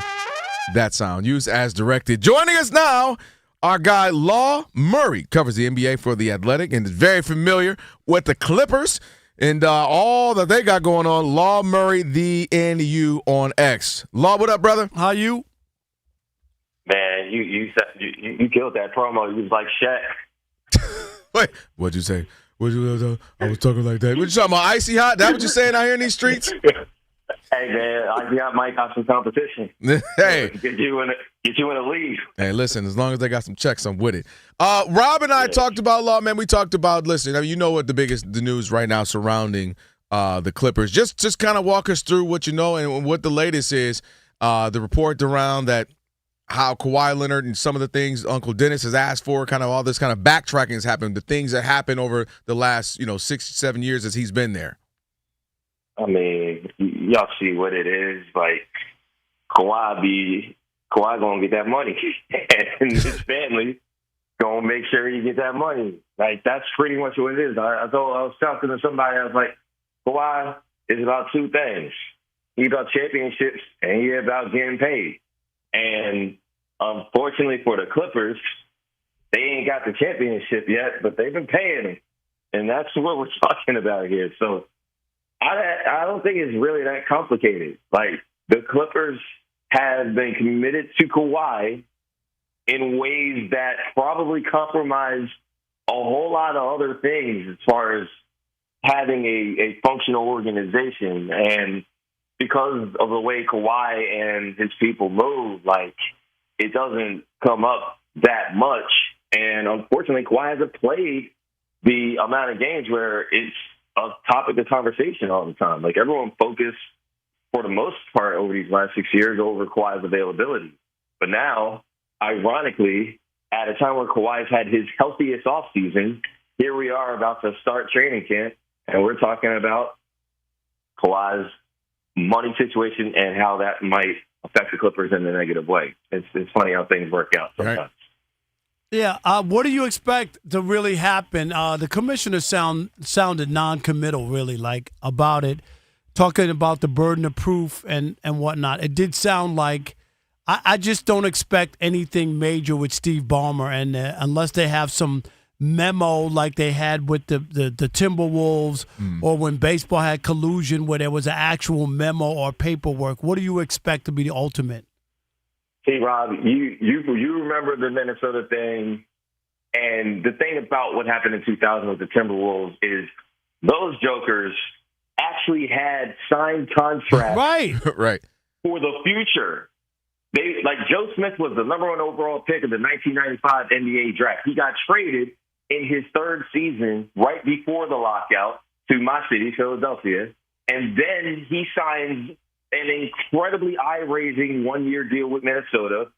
He signs that same deal the following offseason, and then he signed the same deal the 2000 offseason, and his agents had a falling out, and that's how the discovery led to these documents. And it was like, oh, y'all are about to pay Joe Smith what he was worth just after you got the bird rights. There's none of that with Kawhi. Like, Kawhi, again, let's go back to our original feed. Kawhi got paid. Kawhi didn't exactly take pay cuts with the Clippers. He's always had this high-level leverage. And, Rob, I don't think anybody's going to be satisfied with the penalties that will come to the Clippers. Now, look, the NBA is tired of these dudes. So there's going to be something. It's just that the something that ain't going to hurt the Clippers unless it's something that compromises what the Clippers really are trying to do. And that is, ironically, move on from this era that has failed and seen their championship windows shut. Unless you're doing something that affects that, and the commissioner, all he has really said is he has broad powers and that he is fit to use them. It's like the commissioner also works for all 30 owners, including Steve Ballmer. That's what I'm with you. There's a conflict of interest. That's why there's going to be an arbitrator, and that's why when these penalties come down, don't expect anyone to be happy with them, because if the Clippers really got hammered, then what's going to happen? Pandora's box is already open on the Clippers end of things. It's going to flip, and all these other owners are going to be like, oh, snap, we don't want y'all digging into our stuff, too. And that is going to be a possibility depending on what the penalties are as well. Law Murray covers the NBA for The Athletic, on with the Odd Couple, Rob and Kelvin on the Worship Wednesday. I'm going to go a little broader than this. Just the NBA as a whole right now, if you're Adam Silver, man, you got this gambling stuff that keeps popping up, and then which isn't going away. As soon as it pops up, they somehow it goes away. Just right when literally on the exact same day, Terry Rozier's cleared, Malik Beasley comes out. And then now you got this scandal. You got the ratings conversations. You got the All-Star game not being on. What is it? How do you think Adam Silver feels when he's going to bed right now with the state of the NBA? I feel like Adam Silver is used to this. Like, Adam Silver has been commissioner since 2014. And before that, he worked 2 decades seeing David Stern handle things the way he handled them.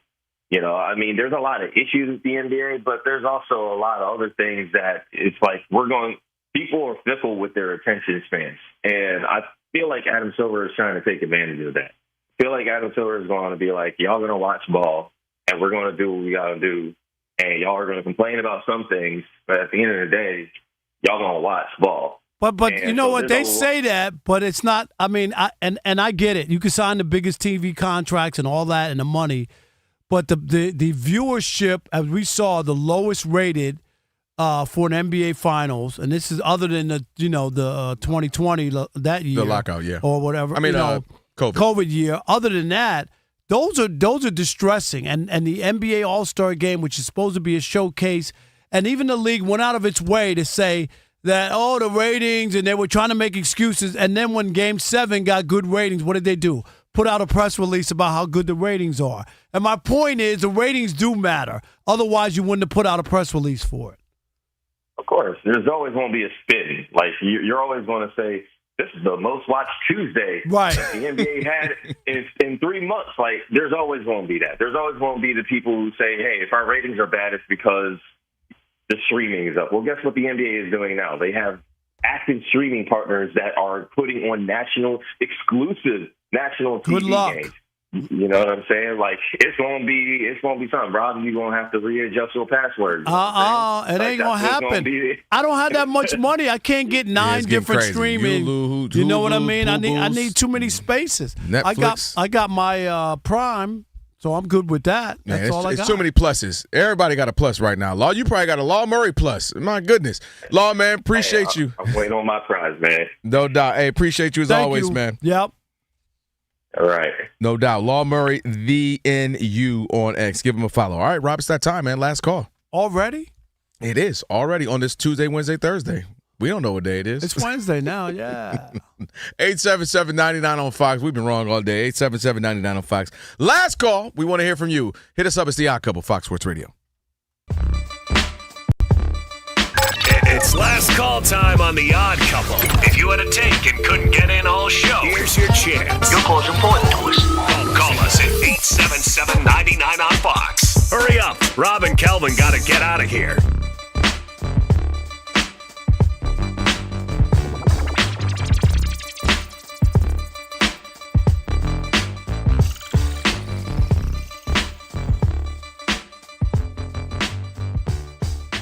This is just the latest in a long line of Joe Burrow injuries going back to college. Here's a quick rundown for you guys. We don't have all day. What do you think? This is the internet? Just real quick. Broken bone in his throwing hand at Ohio State in 2017. Torn rib cartilage at LSU in 2020. Torn ACL, MCL, and meniscus with the Bengals in 2020. Dislocated pinky in 2021. Ruptured appendix 2022. Calf strain 2023. Torn wrist ligament 2023. And now turf toe 2025. It's not looking good for Burrow and the Bengals. I'll tell you this. Injuries and all, I'm with Joe Burrow. I'm taking Joe Burrow any time of the day. It's like the Kawhi Leonard. Like, there's players I'm willing to deal with the injuries and all that. And Joe Burrow showed himself really quickly. First year he got hurt, only played what did he play, Rob G? 6 or 8 games, right? Year 1. And then the next year came back and took them to the Super Bowl. The Bengals have been trying to go to the Super Bowl since Moby Dick was a guppy. They had lost 7 straight playoff games. could never take that next step. He gets there, shows up, and they're in the Super Bowl. They beat Patrick Mahomes and the Chiefs, guess where? In Kansas City. He actually won 2 and almost won the third game. Remember they were calling it Burrowhead, right? Because he owned the Chiefs down there. It was incredible. He's that kind of player. So, I mean, it's easy for people to say, oh, well, I don't know. It should have taken him. He's always banged up, always hurt. I get it. There are some players, though, who are worth it. He's worth the juice. Kawhi's worth the juice. Same thing. I say this with Kawhi. All he got to do is win one. If he can get the Clippers there just one time. Joe Burrow, one time. Nobody's expecting the Bengals to be some dynasty or win 4 Super Bowl. None of that. You'll gladly take it. Just like the Texas Rangers won that World Series. Mm-hmm. They're good for the next 10, 12, 15 years. Am I right? No, we tried it. No, don't worry about it. We won one. No, we don't worry about that. won. There are plenty of teams that haven't won that would die to be in their position, is what I'm trying to tell you. But these are uniquely talented players. And for whatever reason, they can't stay healthy. It's mind-boggling. Because he really is. He's really a fantastic difference maker as a quarterback. Listen, he had one of the best college years I've ever seen. Me and Rob G were talking about that. You were on vacation, and that's one of the best college seasons. If you said from a quarterback, I get you. Cam Newton sitting right there as well, could potentially have one. Some incredible football was played by Joe Burrow, and to your credit, he has been great when he's been healthy. The concern, obviously, is his health. Going back to college, he's always got something nicked up, banged up. But the difference between he and Kawhi is just the length of the season, too. Kawhi, I need you to stay healthy all through the season and during the postseason. It's a longer season. It's a longer go. That's why I would be more apprehensive with him, and it seems to be more chronic with Kawhi. But Kawhi's difference between the two. Ain't no denying what Kawhi is. That's why the story of describing Kawhi is going to be so hard, because people might go, well, I'm looking at his career. I mean, he's good. I don't think it's going to be. What's going to be hard about it? Because if you're seriously, I'm answering. I'm really answering. Yeah. If Kawhi was healthy, let's say nobody's perfectly healthy. Let's say he was healthy 75, 85% of his career. Well, you would be like, oh, he might be a top 10, 12 player of all time. He's that good when he's healthy. But because he wasn't, and because he will miss out, you kind of then you don't know where to rank him. He kind of had to be there to see him. Kyrie Irving, another guy. You're like, you kind of had to be there to know, because if I just look at his career, you'll be like, oh, it was good. But so that's what I mean. Healthy Kawhi. See, the reason why I don't think so, I think he's like a Hall of Fame. He's won 2 championships. He's won Finals MVPs. You know what I mean? Like, his accolades are already there, and it's just it's incredible what he's been able to accomplish with so much missed time. And I think he could have been an all-time great. That's what I'm saying. He could have been a top 10 guy. But he's a great. But he's great. You know what I mean? Without a doubt. Right. That's all I'm saying. This makes it weird, because I'm like, somebody could say, "Man, how was Daddy? How was Kawhi?" And you could be like, he was one of in my lifetime top 5, 6, 7 players I've ever seen. And if you saw it and you kind of get it, you'd be like, yeah, I can't lie. But bringing it back to Joe Burrow, a couple of things. The tough part for the Bengals is all of their existence is riding with Joe Burrow. And that's okay. They put it all on him.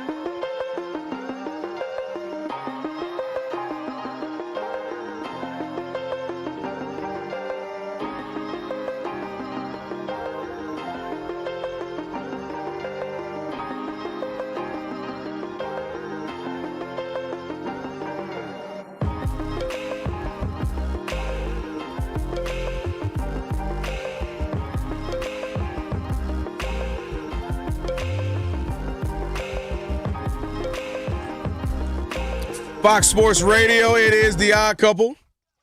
Rob Parker, Kelvin Washington on a Worship Wednesday. Shout out to Alex. Good today. You did a good job. I don't want to say that on this Worship Wednesday. Alex, be careful now. Pause. Yeah, don't. Warning. Rob, Alex, caution. caution. For over 40 years. I can't believe you had that made, Alex, for me. That's actually funny. Was Don't that Siri? get fired. That's actually really funny. Because now Sexist. it'll be like in the back of your head too, right? Like you'll hear it and automatically think. Don't get fired. For over 40 years, Tire Rack has been helping customers find the right tires for how, what, and where they drive. Ship fast and free, backed by free road hazard protection with convenient installation options like mobile tire installation, where they'll come to you wherever you may be. TireRack.com.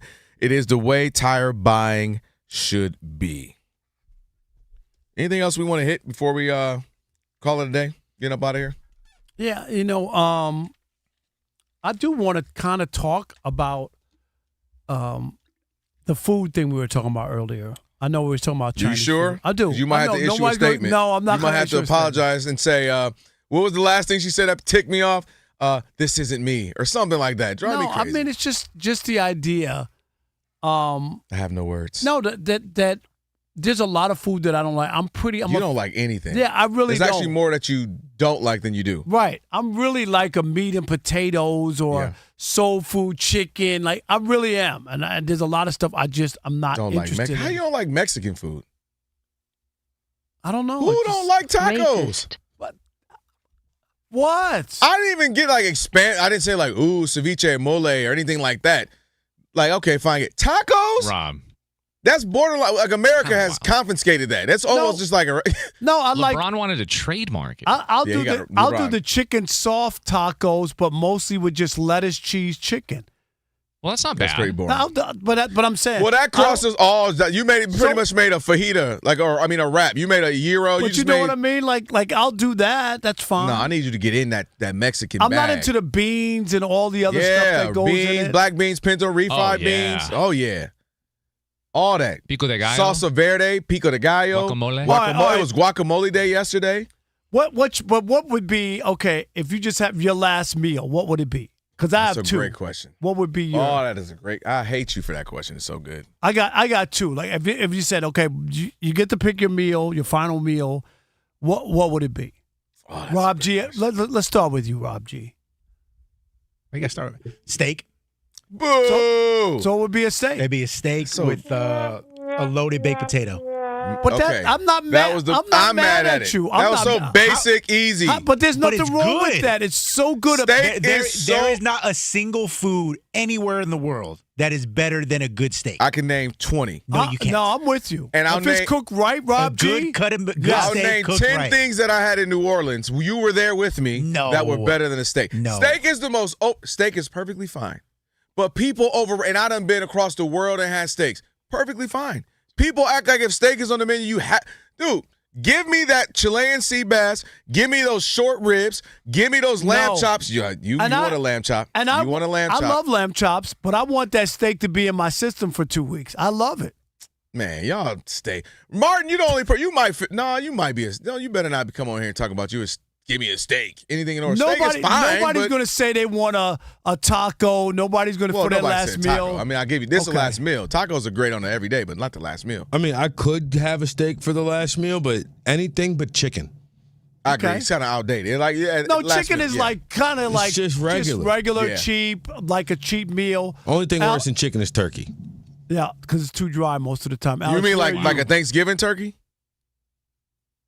It's a lot of poultry. Ground turkey's good. All turkey. Really? There's a lot of poultry hate right now. Where are you, Alex? I don't know. That's tough because I'm not like a foodie like that where I have something that's above all. Okay, I got three. I got three. I would love to. Okay, here we go. I won't come back. I'll do the steak, Rob G, cooked right.